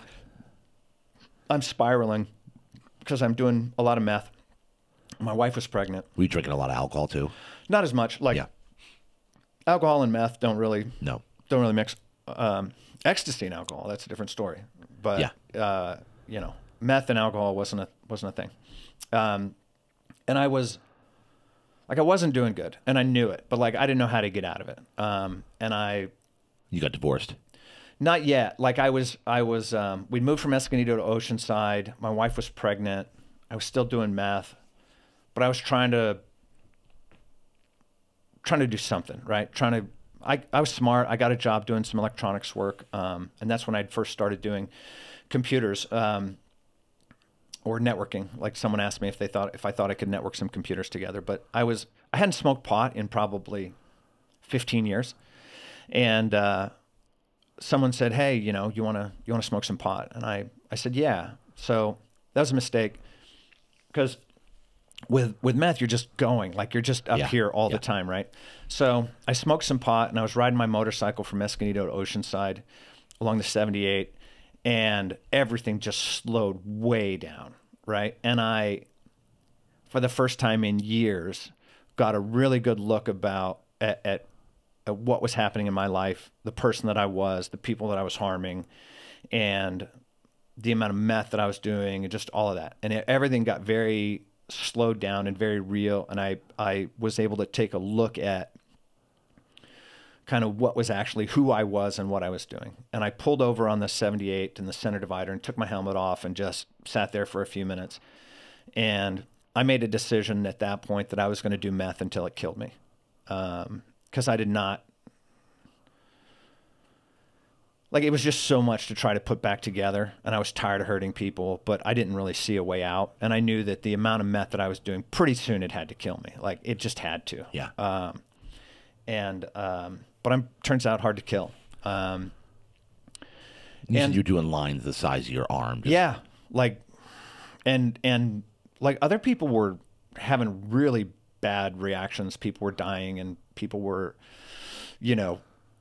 losing their minds. Where were you Were you doing like in like crack houses with this stuff, or?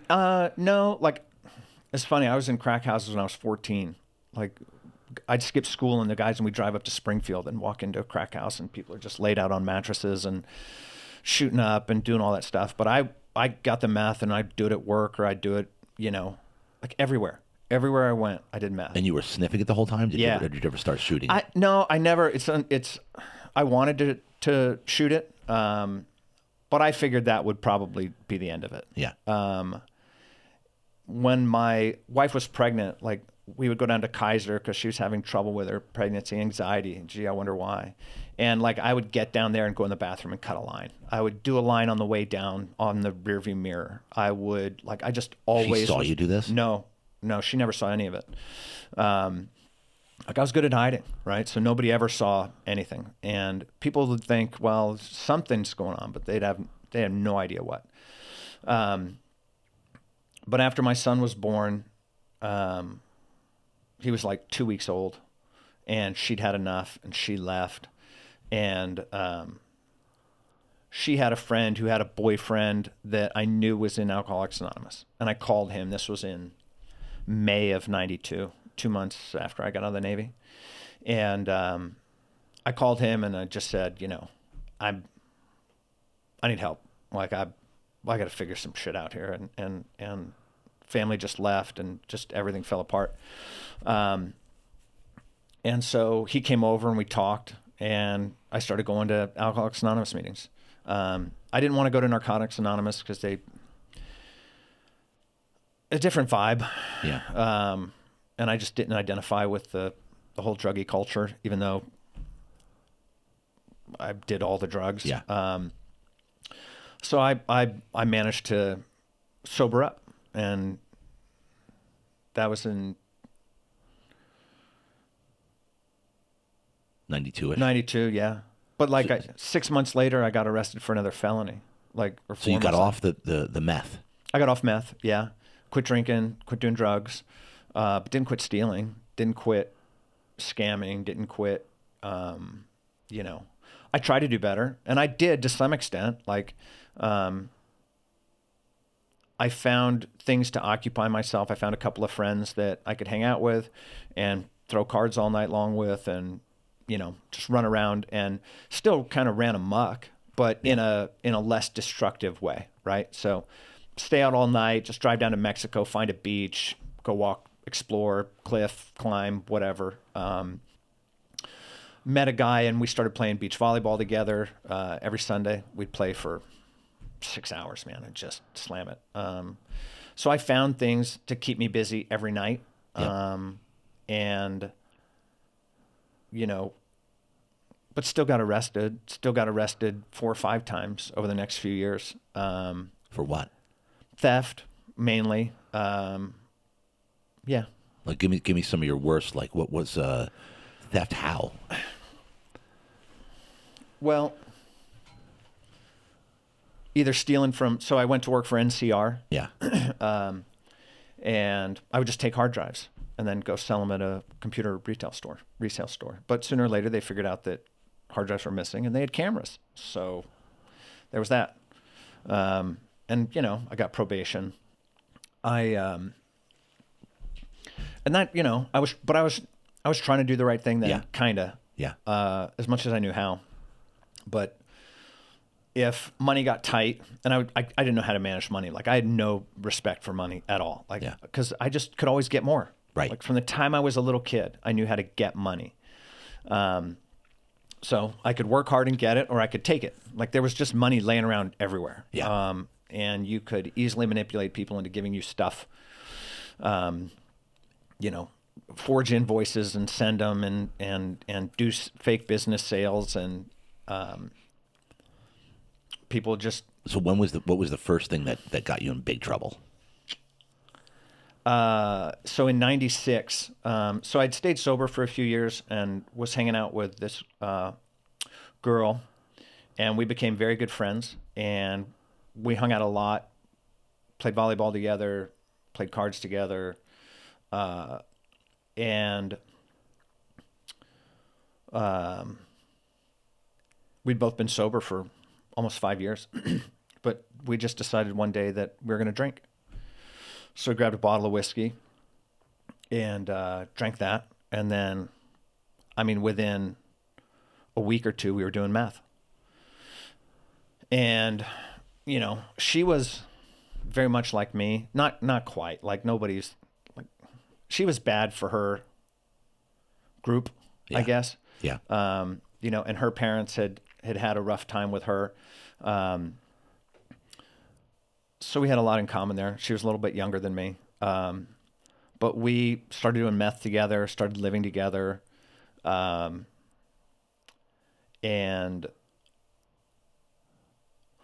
I was stealing equipment. Like, I could set stuff up to where I would let Best Buy, they would think that I was purchasing for a business or whatever. And I could walk in and walk out with some computer equipment and sell that. And it was tough to keep a job when I was on meth.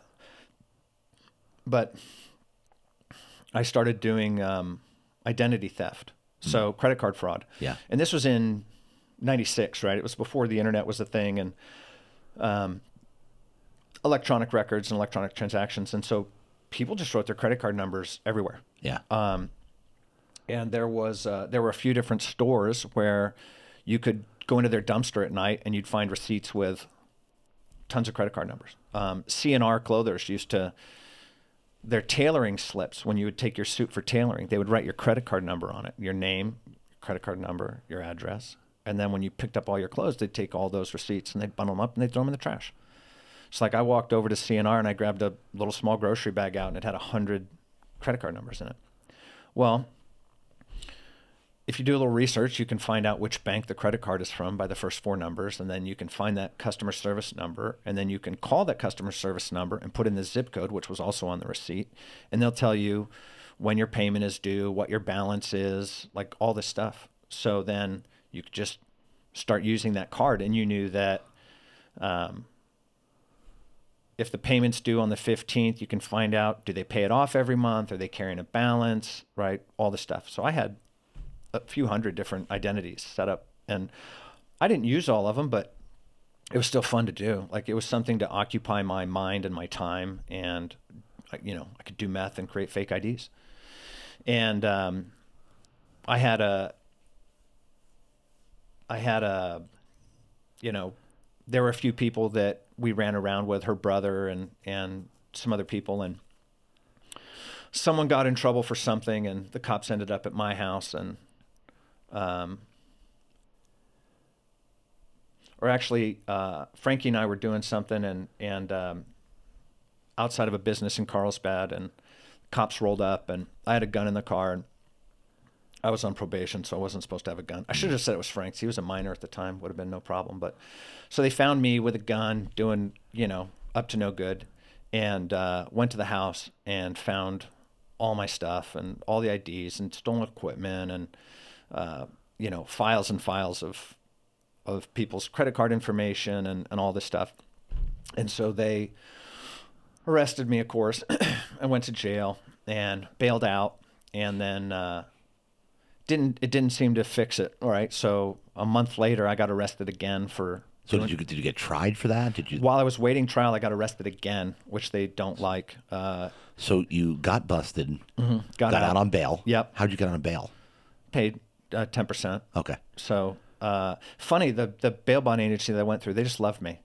Like, I mean, they bailed me out 4 times in a couple years, and they thought I was a great guy. What agency was this? Aladdin Bail Bonds. Aladdin. Yeah, they had a T-shirt that said Aladdin Bail Bonds because jail sucks, and they were right. And they were. Yeah, I mean, I have 6 of those shirts. I did, because you got one every time you bailed out. That's your mark. Yeah, that's great. Branding. And great branding. Like, when you're on bail and you get arrested again, they don't usually bail you out again, but they managed to. And so you were on bail when I committed another crime. And that's in California, that's an automatic 2-year enhancement. So they were already trying to give me 36 years or something like that, 32 years. While you're waiting for trial. While I'm waiting for trial. What did you do? Like what? Probably more meth and more whatever. Yeah. Like Carlsbad police, we were taunting them. They were trying to arrest me every few days. We had a little bit of a game going on, and like, they came and raided our place, and I had a safe, but like, you don't keep anything of value in the safe. It's just a distraction. So they spent literally 4.5 hours beating into this safe, and Desiree had the combination. She didn't give it to him.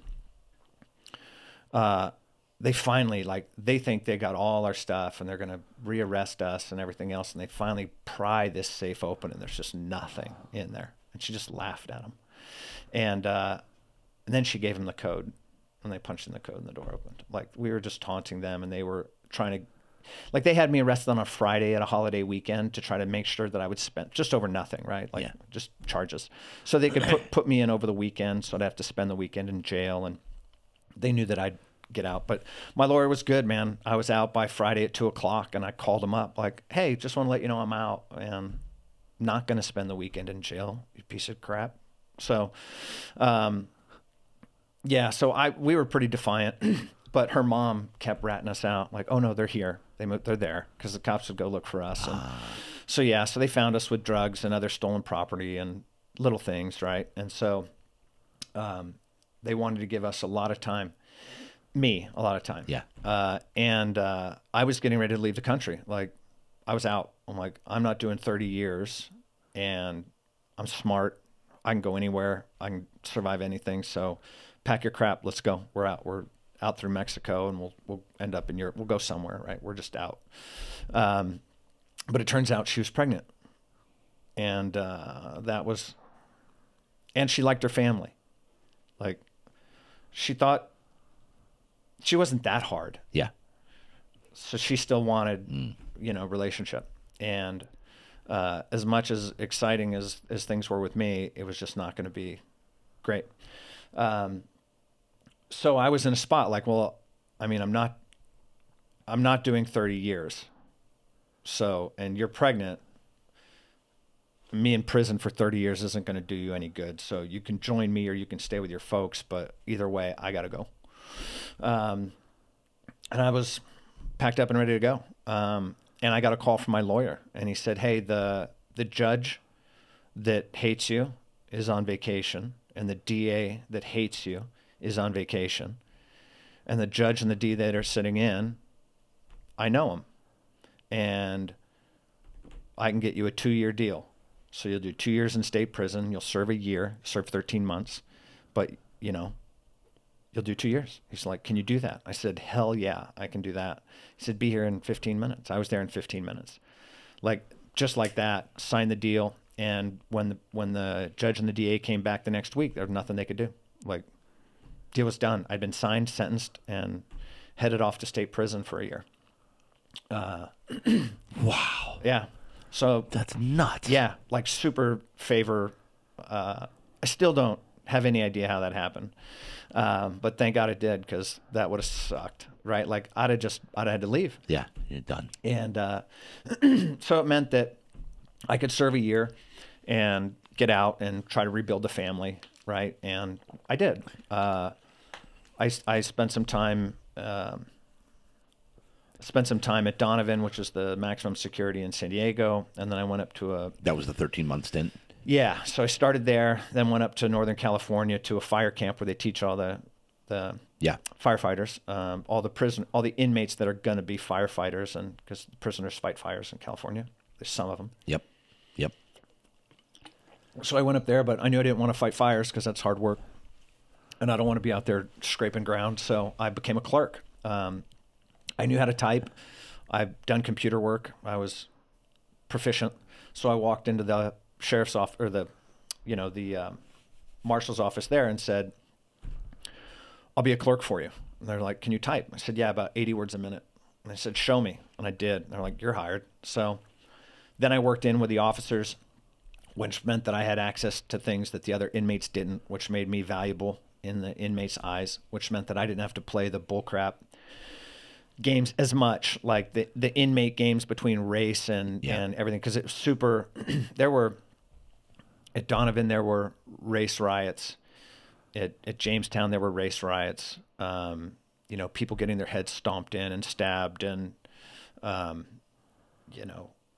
expecting other people, like if you're white and you show up new, then the guys that have been there a while are going to have you prove your loyalty. So you got to do something. And usually it's, smash somebody else over the head or stab somebody or whatever else. And if you don't, that was pretty much a given. Yeah. And if you don't, then you're outside the protection of your race. And that was true for blacks and Mexicans, and it was true for everybody. So, you knew how to watch your back. Don't make extended eye contact with people, because people had just, when I went into county jail here, we were playing cards, playing spades. And it's like you and me are partners, and these two guys are partners.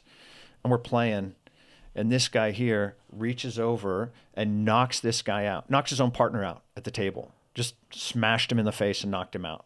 Game over. Like, what the hell? It's like, he looked at me wrong. He's your partner. Yeah. Like you made a play that he might've found curious, right? Like, so that was you figure out really quick how to behave yourself, or act in such a way that people are afraid to smash you in the face. But I had access to things. I could make things disappear. I could get things done. So before you established that type of clout, did you have to do anything? No. In county, I became a trustee, which meant that I had access to things. When I went into state time, so like when I was in Donovan, there was a football game, mixed race football game, but it was still like races against races, right? Yeah. Which is not a good idea. And some guy goes up to make a catch, jumps up, another guy clips him from underneath, he falls, gets hurt. Everybody stands up, everybody rushes to the middle. Now we have a race fight, right? So when that happens, you stand up and you run to the middle. Like you don't stay seated, and you don't run the other way. So I stood up and ran to the middle, like ready to have a fight with whoever's standing in front of me. But the guards fired off couple of rounds, and everybody hit the ground, and that was the end of the football game. At Jamestown, there were multiple lockdowns and shots fired on the quad because someone would get stabbed, or someone would get hit in the head with a pool ball or a weight or something like that. So, like, I was out there, and if it's a fight, you fight, right? But I didn't have to do anything like that. Because I walked out of the intake, walked straight into the marshal's office and became a clerk because I knew that's where the power was, right? Right. And it put me in a position where everybody wanted to be my friend. I did the same thing in federal custody, right? So wow. I got to elevate myself, put myself in a position where I had authority. And when I left Jamestown as a clerk, went to a place here in Hemet, no fences, minimum security, fire camp. It was perfect, right? And this is just on the 2-year. Yeah, this is just on the 2-year. Came here. Had you not done that, you think you would have been in big trouble? Would have been rough. I don't know. Like I could always take care of myself. I don't think so. Yeah. Like, and I wouldn't have cared. Like, if they asked me to stab somebody, I'd have stabbed somebody. I didn't care. Like, yeah, like no problem. Why would I care? Like, it's just a thing you do, right? I'd done things in my life that were violent, that stabbing somebody is no different than hitting them in the throat. Yeah. So it's just another thing that you have to do. So you just do it, right? Doesn't do any good to feel one way or another about it. Right. And I wasn't burdened with feelings. So it was no problem. I knew going in because there were guys that I was in AA with that told me, like, expect this racially, expect that because they had done time, whatever else. So I knew what I was getting into. And I was fine with it. Like, you do the deal, you pay the price. Like, right. you just, that's where you're at. Yep. That's where you put yourself. So you go handle it and you survive it and you do what you got to do. So, it was no different than anything else. And I would have been fine. Like, and then once you got out of there. Yeah. So I went to the minimum security. I got in trouble because they have a store that inmates can buy stuff from, tobacco and whatever else. And I picked the lock to the store when I was a clerk and took some stuff out of it. And that's not why I got in trouble. I got in trouble because I had my wife, she wasn't my wife yet, but my girlfriend who was pregnant. I had her come up and visit me at the camp, and I walked out into the bushes and we fooled around, and someone got mad because I'd only been there 3 days when I had her come up, and they thought that was arrogant and that I should have stayed there longer before I had her come up. Like, the hell are you talking about? Anyway, so they shipped me over to another camp with a fence. So clerked there for a while. It was just, did my thing. Yeah. Got in trouble as a clerk because I was taking some liberties, and then became a baker, which was fine. I grew up working in restaurants. I knew how to bake. And the bakers actually had a lot of clout because they had access to yeast, and people liked yeast for making alcohol. And so plus people like sweets. You're making cinnamon rolls all night long. So you bring a guy a bag of cinnamon rolls, and you got friends and protection. And I only had 2 fights there. One was like 3 days before I got out. So I had to be careful not to do anything that could pick me up an assault charge. Yeah. But like, I walked into the barracks and there's a guy on the door, said, "Hey, somebody wants to talk to you." So I go to walk over there to talk to him, and there's a guard, one of the inmates is on the door, and he was my former cellmate. And when you walk into a room or a bathroom and there's somebody watching the door, you're about to have a fight. Yeah. Right. So as soon as I saw him, I knew what was going on. And this little guy, Cowboy was his nickname, little. He wasn't that little, but he was shorter than me. And he got bent out of shape because I had said something that offended him. And he wanted to, I'd said it in front of other people, and he wanted to save face or something. So I go walking in, and I walk straight towards him, and he starts talking about how we're going to have a fight. Well, people always want to talk about how they're going to have a fight. Yeah, just fight. Just fight. So by the time he started talking, man, I was just all over him and smashed him and put him in the toilet. and left him there and told the guy on the way out, if you ever watch the door against me again, I'll bury you. And walked out of there. That was your old cellmate, was the guy watching the door. Yeah. Like, you're going to watch the door for this guy? This little guy just folded up and stuffed in the toilet? Yeah. Like, what are you doing? Like, bad choice. And so what did you get? I was just meaner than everybody. Like, my little brother, like, nobody talked to me forever, but my little brother told people, he's like, man, other people had a line they wouldn't cross. Brian never had a line he wouldn't cross. And I didn't. Like, I just didn't. I knew I was meaner than everybody. Yeah. I knew I was capable of things that other people would only think about doing. And I would just do them. And that's how they got you tested for to being a sociopath. Yeah, when I got expelled from school in 10th grade, they had me tested once as a freshman, and then they tested me again when I was a sophomore. And the school required the testing because they weren't going to let me back into school if I didn't show some sort of result. Well, I didn't show those results. So, you know. Wow. Yeah, they had me tested. Turns out I don't think like other people, and I didn't have they said in that test, they came back and told my parents, Brian can run a perfect con for 6 months. He can do nothing but lie for 6 months at least, and he'll tell a perfect story every single time, and you'll never trip him up, and he'll never make a mistake. And I was really proud of that. Like I've been working on a book, Think Like a Sociopath, and working with an author who's helping me write it. And as I was going through this, like when I told a lie, it became my reality. Like I made my own reality.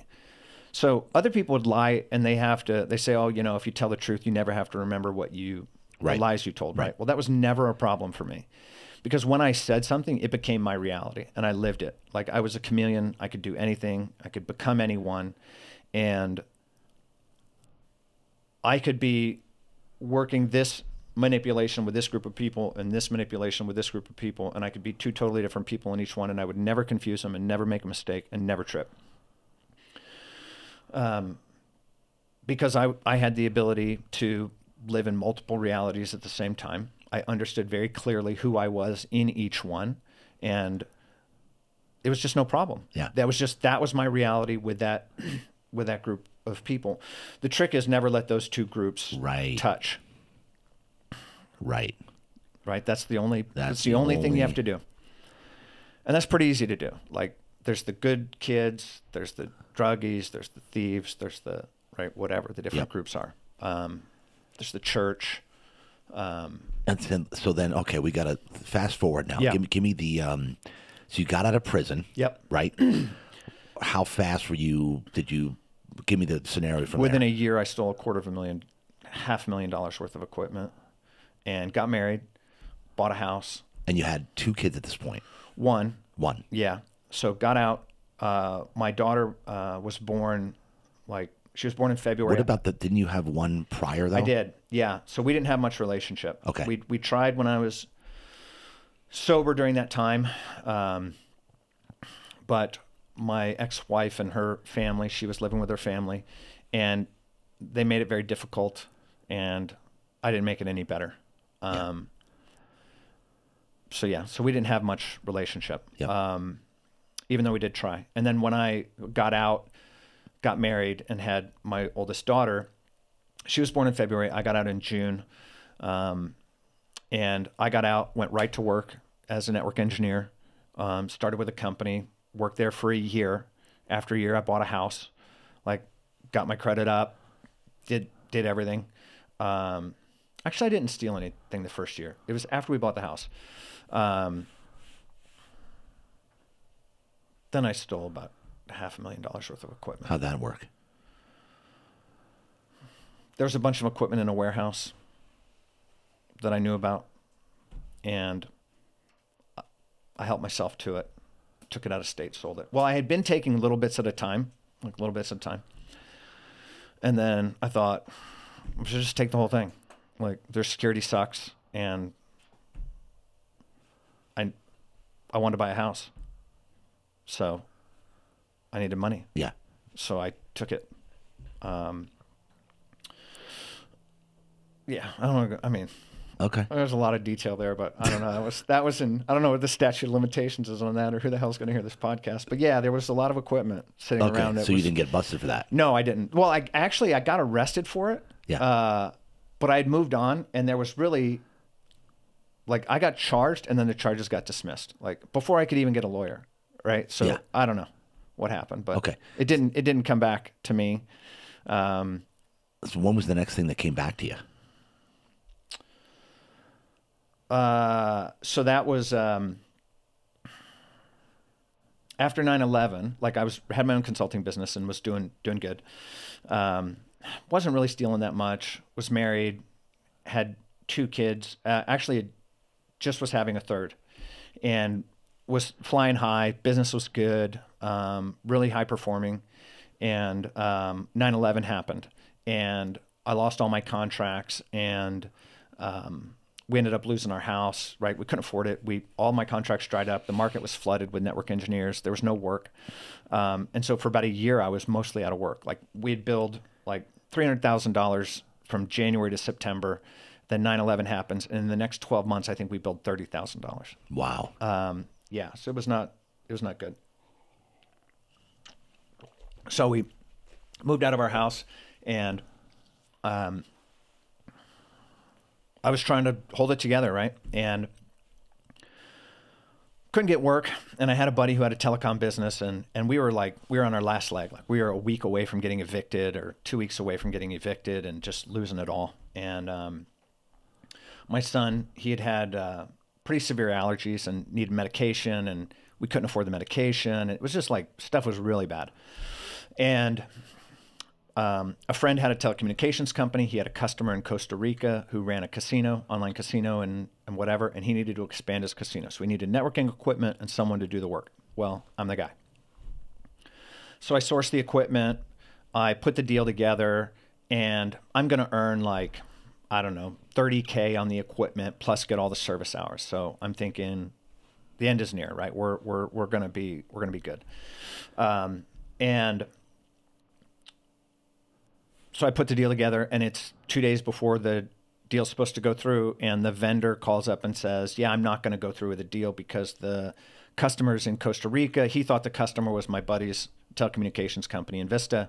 It's like, the customer's in Costa Rica. I don't want to ship to Costa Rica. I want to make sure I get paid, blah, blah, blah. So the deal fell through. The casino owner was pissed, right? He was ready to expand, and he said, you've got 3 days to put this deal together or it's done.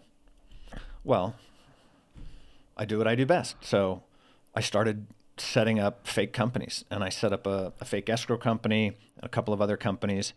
And I found 2 new vendors that could source the equipment, and I told them that funds were being transferred into escrow, and it was the escrow company that I'd created, and I had multiple emails and identities and phone numbers and all that stuff, burner phones to do the different stuff. And just me and my laptop, and creating fake documents, sending them, faxing them. Well, both the vendors were on the East Coast, and I picked an address, literally opened up a Thomas Brothers guide and picked an address in Santa Monica for the escrow company.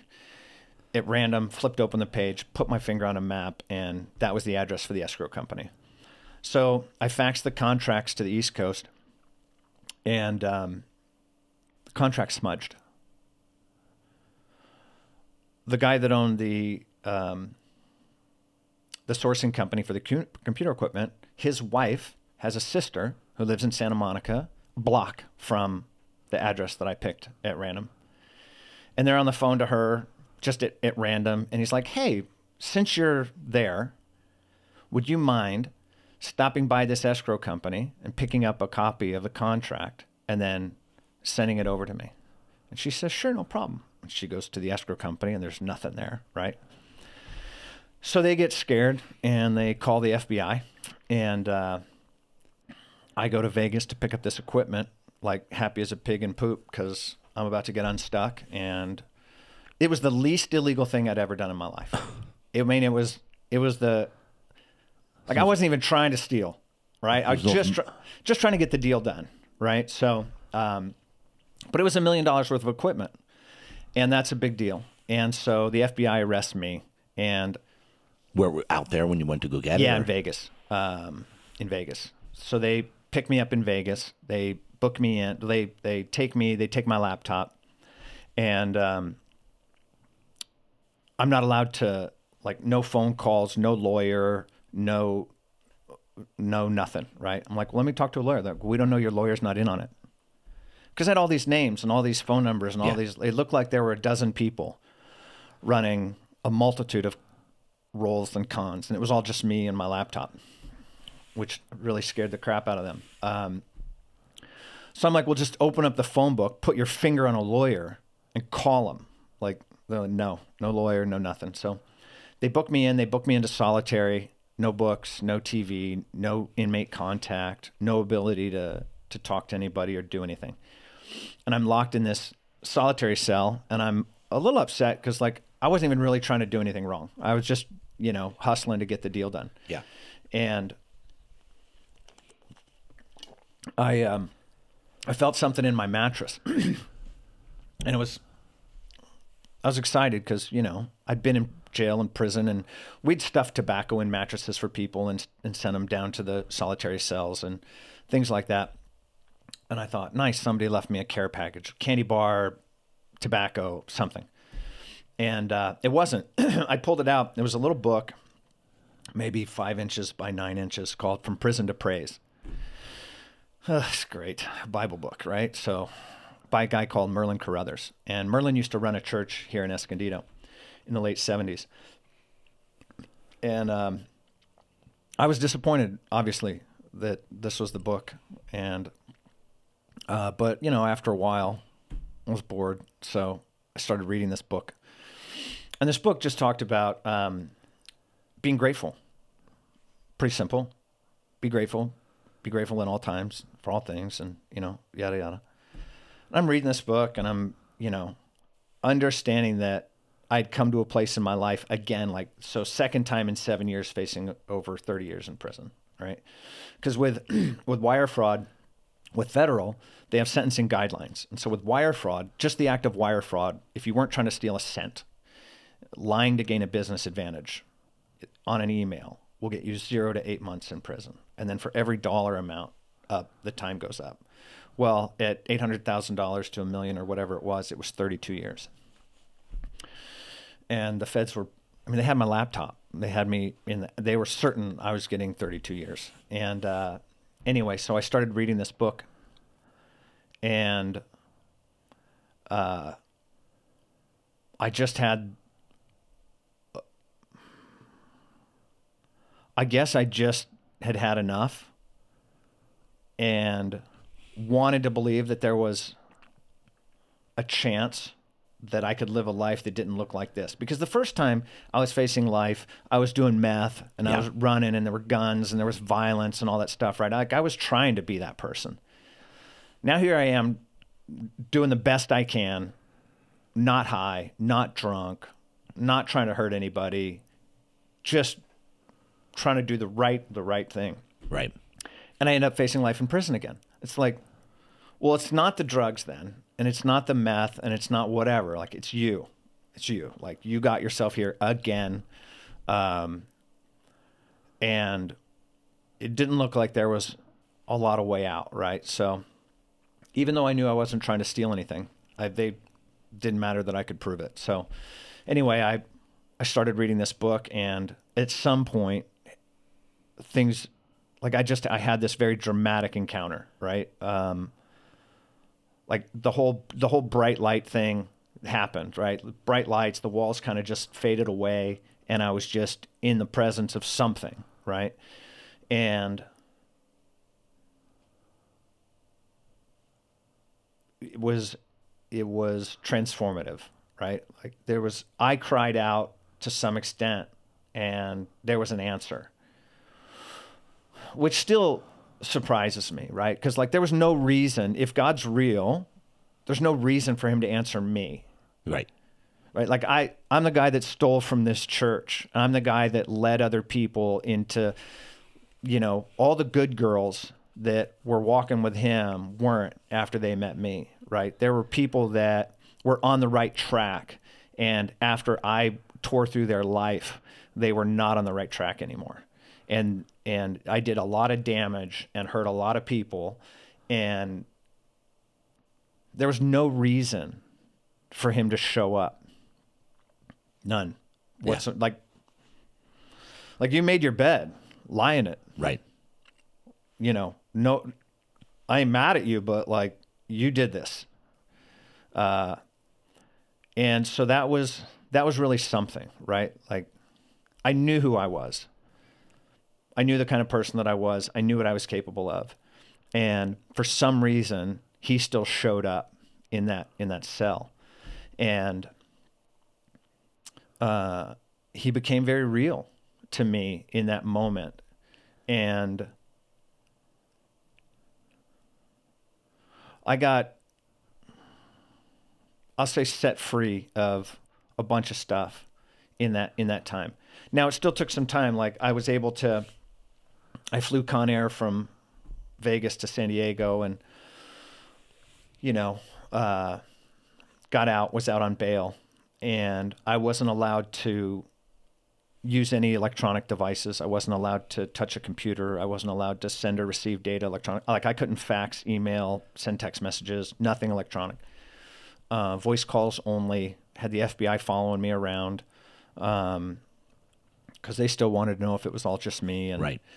They're telling my wife at the time, like, Brian's getting 30 years plus. Like and they're not kidding. Like the FBI has a 98% conviction rate.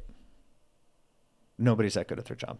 Yeah. Not in the government. Right. But they get everybody. Wow. And they get to do really dirty stuff. Like, you know, you can sign a plea agreement with them and you're bound to it, but they're not. So like you sign for 3 years and you go in front of the judge and they're like, yeah, we think you should give them 12. And the judge can give you 12. You can't back out of the plea agreement, but they can do whatever they want to you, right? Yeah. They can lie to you, but you can't lie to them. Lying to them is a crime. So, wow. Yeah, it was an interesting couple years. And like, I didn't get out of that cell and become perfect, right? Like I knew that I'd had a real encounter. I knew that something had changed. Yeah. But, you know, instincts still kick in. And when you're in fear and you're a thief, you steal, right? And it took some time for that to walk its way out and work its way out. It took some time for me to figure out how to be a person. So I waited 2.5 years for sentencing. I worked for my buddy who had a tree service. I delivered pizzas. Like I did whatever I could do to keep a roof over my head. My wife had left. She left. Yeah. Yeah. When the FBI showed up, she bounced. Took the kids. They were close by and I still got to see them. I actually rented a house a mile from her. So I could still see my kids. And walked that out for a couple years before I finally got sentenced. I managed to, like, my lawyer was an absolute disaster. Like I really thought, well, I was 5 minutes, like the judge told me. So I was tried in the Central District of California, federal court. And I'm at sentencing because like I admitted to the wire fraud, but not to the dollar amount, right? Because that was like, they had my laptop. They knew what I did. So I pled guilty right away, but not to the dollar amount. So 2.5 years, I'm waiting to get sentenced. And I'm going in front of the judge for sentencing. And my lawyer is doing a horrible job of representing my case. I only have one witness, and it's the guy who owned the telecommunications company, Greg. And he had not talked to Greg in 2.5 years. Hadn't talked to him. Hadn't interviewed him. So Greg and I stayed up talking the 2 nights before the sentencing. I let him know the questions that we would be asking so that he was prepared to answer them and just tell the truth. Like, that should be enough. So my lawyer's blowing it. He's not asking the right questions. And I stopped the sentencing hearing, pulled my lawyer over, handed him a written piece of paper, and said, ask these questions exactly as they're written, and when you're done, stop talking. So he read through the questions one at a time. Greg answered them. He stopped, and the judge looked at the U.S. attorney and said, do you have an answer to that testimony? And they said, no, we just think that he might be lying. And the judge said, well, you've had 2.5 years to investigate this. He's the only witness. Do you have anything to prove that he's lying or say anything? And they said, no, but Brian's a really bad guy. And the judge agreed that I was a really bad guy, but she couldn't do anything about it because Greg was pretty irrefutable, right? And Greg has no reason to lie. He's not going to risk his business in front. You don't just lie to the ADA and or to the U.S. attorney. So she told me, I was 5 minutes away from giving you 32 years. But because of this testimony, I can't. So I'm going to give you the maximum I'm allowed to give you, which was 8 months. And if I have my way, you'll never touch a computer again as long as you live. So I had 6 more months to serve because I'd served 2 months before I got out. So in I go for 6 months, got out right before Christmas in 2005. And I'm still trying to figure out what to do now. Like I'd met God, but I was Catholic and that didn't seem right. Yeah. Like Catholics aren't very, there's no spirit in the room a lot of the time. Right. So like, I tried different events like charismatic Catholics and things like that to try to find him.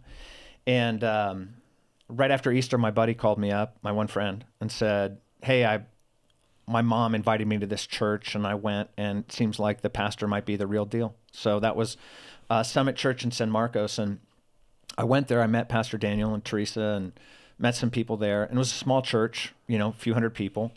And I had begun to hear what I thought was God, and I was trying to be obedient. And when I got to that church, I really felt like I heard him say, go to this church, serve everyone in the church. Like anybody in this church asks you to do something, you say yes. Yeah. And don't offer your opinion. Don't try to fix anything. Nobody needs to know how smart you are. Just shut up and go serve them. Go teach kids church and don't date till I say stop. That was my instructions. Like, go do those things till I say stop. So I went to that church, started teaching kids church. Like, what the hell do I know about? I'm fresh out of like prison, but I started going through Bible college there. I got introduced to Bethel Church and Pastor Bill Johnson from that. Yep. And so like I was working for my buddy's tree service and climbing trees and humping brush and dragging trees. And, but I was able to listen to Bethel podcasts, and I had like 300 podcasts on my phone, and I just got fed. Like I learned a little bit about who God was, about what was expected of me, about what it meant to be a person. And I got brought into this church that was very relational. They did a lot of like acting and dramas and skits and stuff, which I love. Like I'm a natural actor, of course, right? Yeah. Being a lifelong con man. And so I got to share my testimony a little bit there and got brought in. And it was 7 years before he said stop. Like it was 7 years, 6 to 7 years. And then he's like, okay, you can date now, right? But it was a long time of, like, people would just show up to church with a laptop and hand it to me and say, can you have this fixed by Thursday? Like people I don't even know. I'm like, yeah, okay, I can have that fixed for you by Thursday. Like my job was to just go and say yes, figure out how to be a person. And I had ruined 2 marriages, broken a lot of people, damaged a lot of people. And so that was my time to figure out my relationship with him, to where when I'm afraid or when there's trouble or when there's danger, I run to him, and I don't run to stealing. Right. I don't run to drugs. I don't run to alcohol. I don't run to porn. I don't run to sex. I don't run to people. or anything that would cause me to be someone who's just out there taking again, right? So I learned how to give freely. And I did that for a lot of years, right? And then it was great. Like, it was the best time of my life. I went on missions trips to Uganda and places like that, and got to see people, got to serve people, got to figure out, like, and again, in the beginning, I'm just kind of going through the motions because I certainly wasn't feeling anything. But over time, right? Yeah.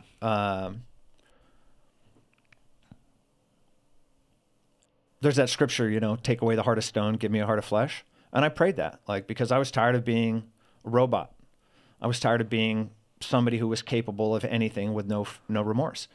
And eventually that kind of happened, right? Like, I started feeling things and understanding, being passionate about serving people. And my life became, instead of taking, right? Now I'm here to serve, right? So my grand plans of being a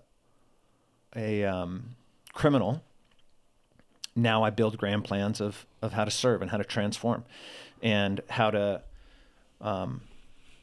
show people where they're being scammed and build systems and infrastructure that will allow people to step into something better, right? Step out of the game, step out of the con, and understand that, things in the world right now are pretty nuts, and everything's a game. And I mean, totally. I see it from way back, right? Like, if you think the politicians, I don't care what party you're in, man, but if you think they're on your side, man, you're a sucker. Yeah, totally. Like, there's just the biggest, they got you fighting each other. Right. And $40 trillion is just out the door, right? They've spent every dollar they've ever taken from you and $31 trillion more. Like, what are you mad at that guy for? Yeah. He didn't do it. Yeah, what was it, the audit recently with the Pentagon that somehow lost $2 trillion of... They can't find $2 trillion of cash and $800 million worth of equipment. But they're coming after your $600 Venmo transactions. Right. They hired 86,000 IRS to go after landscapers, right? They just imported, a bunch of, they've allowed a bunch of illegals across the border, which, whatever. But now these people are coming here for a better life. They don't understand. They're the suckers, man. Yeah. They need you here because they need your money. That's right. They need your money. They need your Social Security revenue. They need your tax revenue.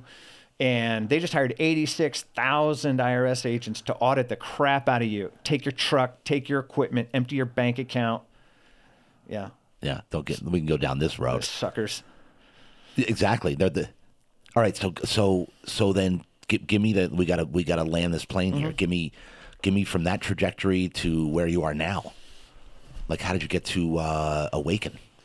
So I served at Summit for a long time. Now, is there any, like, after that, like, did you go back at all? No. So I haven't been arrested in 20 years. Wow. Yeah. It's crazy. It's absolutely nuts. Like, so after 7 years, I could pass a background check. After 15 years, I could pass an extended background check. But it's tough. Like, I do IT work. I'm inside of systems, right? Yeah. Like, I've worked for banks. I've worked for financial institutions. I've worked for healthcare institutions. And somehow I managed to get the work. And sometimes I passed a background check and sometimes I didn't, right? But over time, like, it's not easy. Yeah. Rebuilding your life after blowing it up to the level that I did and having such an extensive criminal record, like, none of it was easy. But it kind of was, right? Like, I just went and I served and I tithed and I gave offerings and wherever I felt like God asked me to do something, I did it. Because, like, I shouldn't be there. I should still be locked up from either the first time or the second time, right? So every day I wake up, I'm not thinking about how to hurt people. And that's really strange for me. So, like, I didn't get it. After a few years, it was like, man, I'm not thinking about, like, I used to wake up in the middle of the night thinking about my scams, right? Thinking about my cons and, I sorted that problem out so I won't get caught there. And just all my mind would go to that in my free time. I'm not even paying attention to it. And it continues to solve the problem of how not to go to jail or how to take this thing, how to achieve this level of whatever, of a thief or a liar. And I just wake up and my mind's at peace. Like I wake up singing worship songs. It's this came from the book. Yeah. From Prison to Praise by Merlin Crothers. So I got out, and it turns out Merlin was still alive, and he was at a church in San Marcos, Red Wing Church or something like that in San Marcos. And I went, and I met him twice. And I shared my testimony with him, like, hey, he was 92 at the time. He's dead now. And met his wife and shared my testimony with him. And he was such a sweet man, and he got excited, and his wife tells me, okay, you need to, don't get him too excited, because he loves talking about the Holy Spirit. And if you get him too excited, it could kill him. Like, he was frail. And, but I got to meet him. I got to share my testimony with him and tell him, like, this little book that you wrote. Did you ever find out who put that book there? Is there any way to know that? No way to know. No way to know. Probably the same, like seriously, me picking an address at random in Santa Monica, and the vendor that I also chose at random on the Connecticut has a wife whose sister lives a block from it was all a setup. That's insane. Yeah, total setup. Total setup. Yeah. And if it hadn't happened, there was no way I wasn't going back to prison, even if I got away with it. Like, even if I still got away with, I proved that I wasn't trying to steal anything, and I only got 8 months.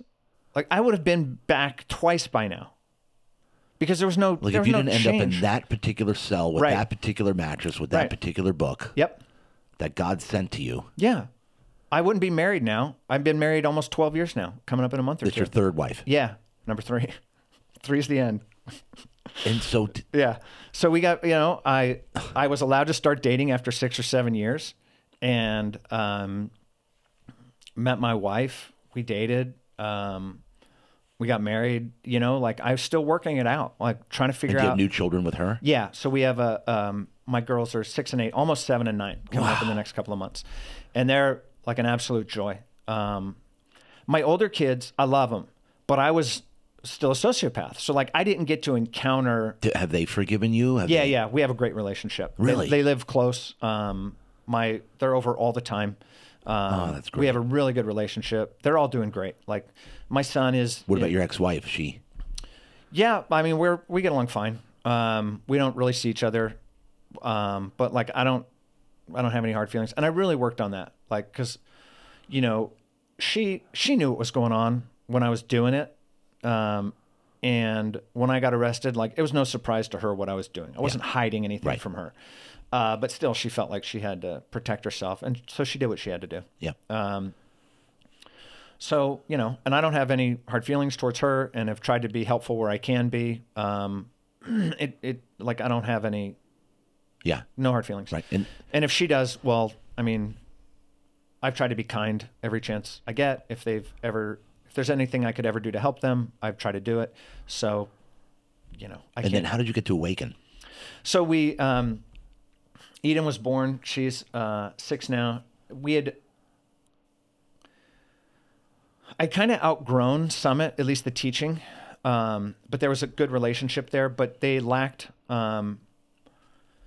They weren't as strong on discipleship, right? So they were really big on evangelism and arts and moving in the Spirit and things like that. But there were certain areas where they wouldn't I don't feel like they spoke enough into the young men and helping them find discipline and how to behave around women. And, they didn't touch the relationship issue, which is not, in my opinion, super healthy. There were issues that came up, and we had kind of outgrown it.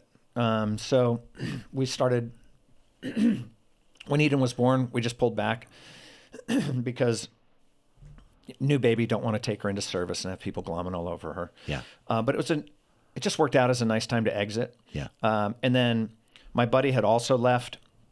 So him and his wife went church hopping and kind of checking out all the different churches, and we let them do the legwork.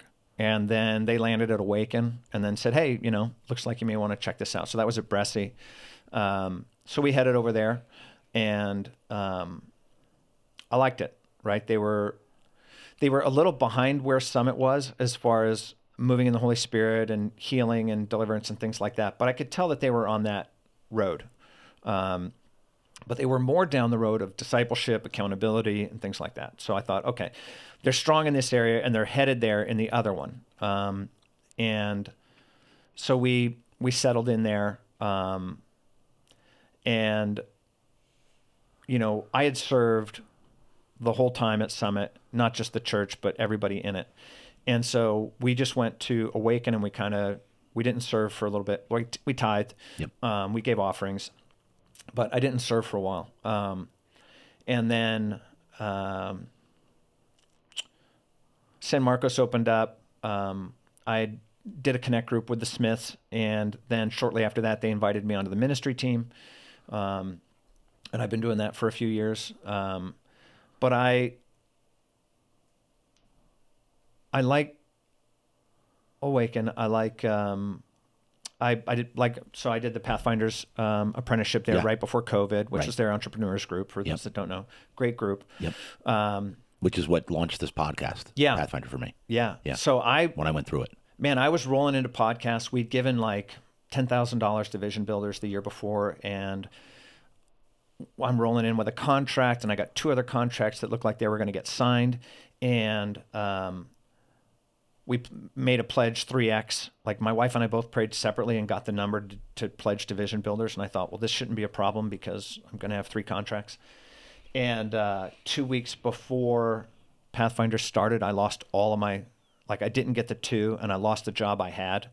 And I was unemployed all through Pathfinders. Wow. And it was certainly, God was in that. I went to go interview for Orange County, the county of Orange. They had 16 open recs for network engineers. I interviewed. They're like, you can do any of these. You'll have an offer in the morning. So well, I woke up the next morning. I didn't have an offer. I called them up. They're like, overnight, our budget got canceled and all our open recs got canceled. We lost our whole budget. So that happened 2 or 3 times. Wow. So I'm like, okay, I know what's going on here. Yes. Right? God's going to take us through something, and I need to pay attention to what that is. And it really was you've been in the gym 15 years. Let's see how you do in the ring. And the opportunity to experience disappointment and have people that you think have relationship with ghost you when you're going through it, have people,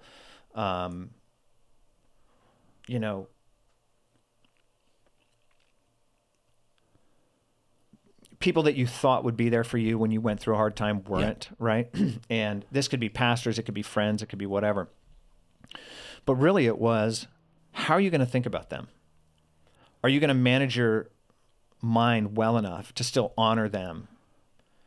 I understand you're going through it, and I understand they reached out and said, hey, if you need anything, call. And then you call, and they just ghost you. What are you going to think about that? Are you going to badmouth them in your mind or out loud to somebody else? Are you going to grumble and complain? And, the first things I started reading when I got saved was 1st and 2nd Kings, 1st and 2nd Chronicles, I read Samuel, 1st and 2nd Samuel. So I read about David. And David has been, how he managed himself and how he handled himself has been a real guide light for me. So during that time, David had this saying that he said often when Saul was trying to chase him and persecute him. And he said, far be it for me to raise my hand against the Lord's anointed. He's the king. David was anointed king, and it was 7 years he had to run from the existing king, and he had chances to kill him, and he didn't. Because he was anointed king, but Saul was still king. And Saul was anointed first. And he's like, I know that I'm going to be stepping into something, but I'm not raising my hand against who God has appointed. Right. And so, I had pastors that reached out and then ghosted. And it's far be it for me to raise my hand. I know that pastor's anointed. I know that he's here serving God. And it's quite possible God had him ghost me. Yeah, totally. Just to see how I was going to react. Yes. Right? Are you just going to trash people, or are you going to honor people? Right? And so it was really I'm in an entrepreneurs group and I can't get work. That's, fear of man and insecurity about being a provider. And, I had to talk to my wife and tell her, I'm 2.5 months in, and I told her, this isn't going to end soon. And she said, well, when do you think you'll find work? And I said, probably about 3 weeks after our savings runs out. We're going to the end of this thing. Yeah. And it was 2 or 3 weeks after our savings ran out, and we didn't have money for rent, that I finally found some work. And this is only a couple of years ago. Yeah, this was right before COVID, end of 2019, going into 2020. And, that was a real trial. It was, but man, I came through it so good, right? because I knew what I was doing. And I was still just grateful to be there. Like I was a piece of crap, right? Like, how am I going to judge somebody else? Right. And I understand how God will take you through something, right? Like I hear people complain all the time that, the devil's taking me through this. That's like, it might be God. Yeah. Devil's over here like, man, I didn't do that. Like, that's not me. Quit blaming me. Right. But how are you going to know how much you've grown? And I hadn't been out of work since I was able to start work. So it'd been like 15 years since I'd been out of work for more than a couple weeks. Yeah. And then I went 7 months out of work. But I knew what I was going through, and it was still hard. Like, even knowing you're going through it, it's still hard. Like, you still got to show up and nope, no work this week. And, try to do this thing with these people that are crushing it and, performing, and you're just can't perform. And, it was tough, but it was awesome. Like, I came out of that and started working again, and then that job went away quickly. But then after that one, I got 2 really good ones and have stayed working since. And it's just been like I'm grateful to be sitting here in my right mind. Nobody's looking for me. I can answer my phone. I'm not hiding from anybody. Nobody's looking to show up at my door. Nobody's looking to hurt me. I'm not looking to hurt anybody else. And for 33 years, that was my life. Like, you don't answer your phone and you check before you open your door, and you should probably have a weapon with you. And, there's always somebody looking for you because you're always up to something. And you've hurt somebody, or you've hurt somebody that knows somebody, or, just always ready, always ready, and always thinking about how to take, right? How to get your needs met, and understanding that I entered into a life where my needs are met. Like, I was delivering pizzas and I didn't have money for gas. Like, I would literally have enough gas to get to my first delivery and hope that somebody gave me a tip so that I could go put that $1 or $2 in the gas tank to go get the next pizza delivered. And just living like day to day, like, I know you're going to provide today. Like, that was a way different, and I didn't go get the money. I didn't take any money out of the till. I didn't steal anything from Domino's. I didn't go sleep with the girl. I'm supposed to not date, go serve this church, right? I'm calling my buddy up because there was a girl that I worked with that's like, you want to go do ecstasy and come to the house for a few hours? No, probably not. Wow. Nope. Call my buddy up. Like, hey, I'm not allowed to go do ecstasy and hang out with this girl for a few hours, right? He's like, yeah, no, you can't do that. Like, okay, thanks. Just checking. And so, Brian, this is like, so for the listeners and watchers, give them some hope here. Like, because you're a living testament that there is hope for anybody. Yeah. Anybody. Yeah. No matter what. Like, I was... Because you were terrible. Awful. Yeah, I was awful. I was so awful that, there's nobody that met me before I got saved whose life is better off from having met me. Not one single person I've gone back and can think of. There's not one single person whose life was better for having known me. And that might have continued to be true for a year or two after I got saved, right? But like, now there are people whose lives are better because they know me. And how does that make you feel? Pretty good. Like you actually have feelings. Yeah. Like, I don't know that I feel one way or another about that. I'm happy. That's a feeling. But like, I'm glad that I'm not hurting anybody anymore, right? Like, I don't like feel overjoyed. I don't feel like lifted up by that, but like, I'm glad I'm not hurting anybody.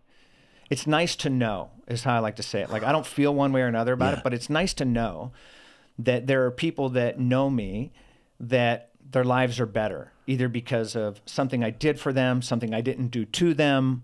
I actually went and served, and I've been pretty obedient. And I there's a thing happening, I think it's in Kentucky right now, this revival thing that's happening there. And that started because a kid stood up in the middle of a room and confessed, like repented and said, I'm doing all of this stuff and it's poison and it's killing me and I don't want to do it anymore. And he was just honest in front of a group of people. And that's what started that thing. And it's still going, right? Yeah. There was a phrase in Alcoholics Anonymous, you're only as sick as your secrets. So anything that you're hiding, anything that you're holding on to, right? The Bible says those that seek to hold on to their life, they'll lose it. And those that give up their life, they'll find it, right? I gave up everything. And in that 6 years, like I learned how to be just me and him. Like when it talks about, you should love God more than your wife, more than your kid, like I do. I was with God for 6.5 years, 7 years before I met my wife. And it was me and him running and gunning, rolling and going through all the stuff and the transformation and learning how to be a person. And when I met my wife and we got married, there was turmoil because she hadn't gone through that period of renewal, let's say. And there was trouble. And when that trouble came, like I ran to him. Like I went to my car, I went to worship. My wedding ring says worship all the way around it, right? Because I don't know what's going on out there, but I know that me and him, like I'm going to be okay. Like I just get in his presence and I'm grateful. And so I worship and I'm just grateful. Like that book, From Prison to Praise, was just talking about learn how to be grateful in all things. You get a bad diagnosis, thank him for it. Give him an opportunity to move in it. Yeah. Like you get red lights, don't curse the red lights. Be grateful for the red light. Thank him for it. Thank him for a time to just slow down and talk to him. Like the silliest things.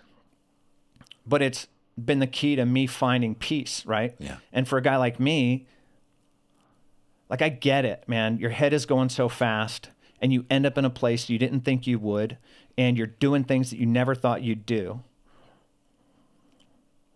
And you don't see a way out. And I didn't either. Like I didn't think there was a way out to stop. Like I tried to do the right thing and I still ended up facing federal custody. And that hope is just like being naked before him and just like you can do it in front of people. Yeah. But you need to do it in front of him. Right?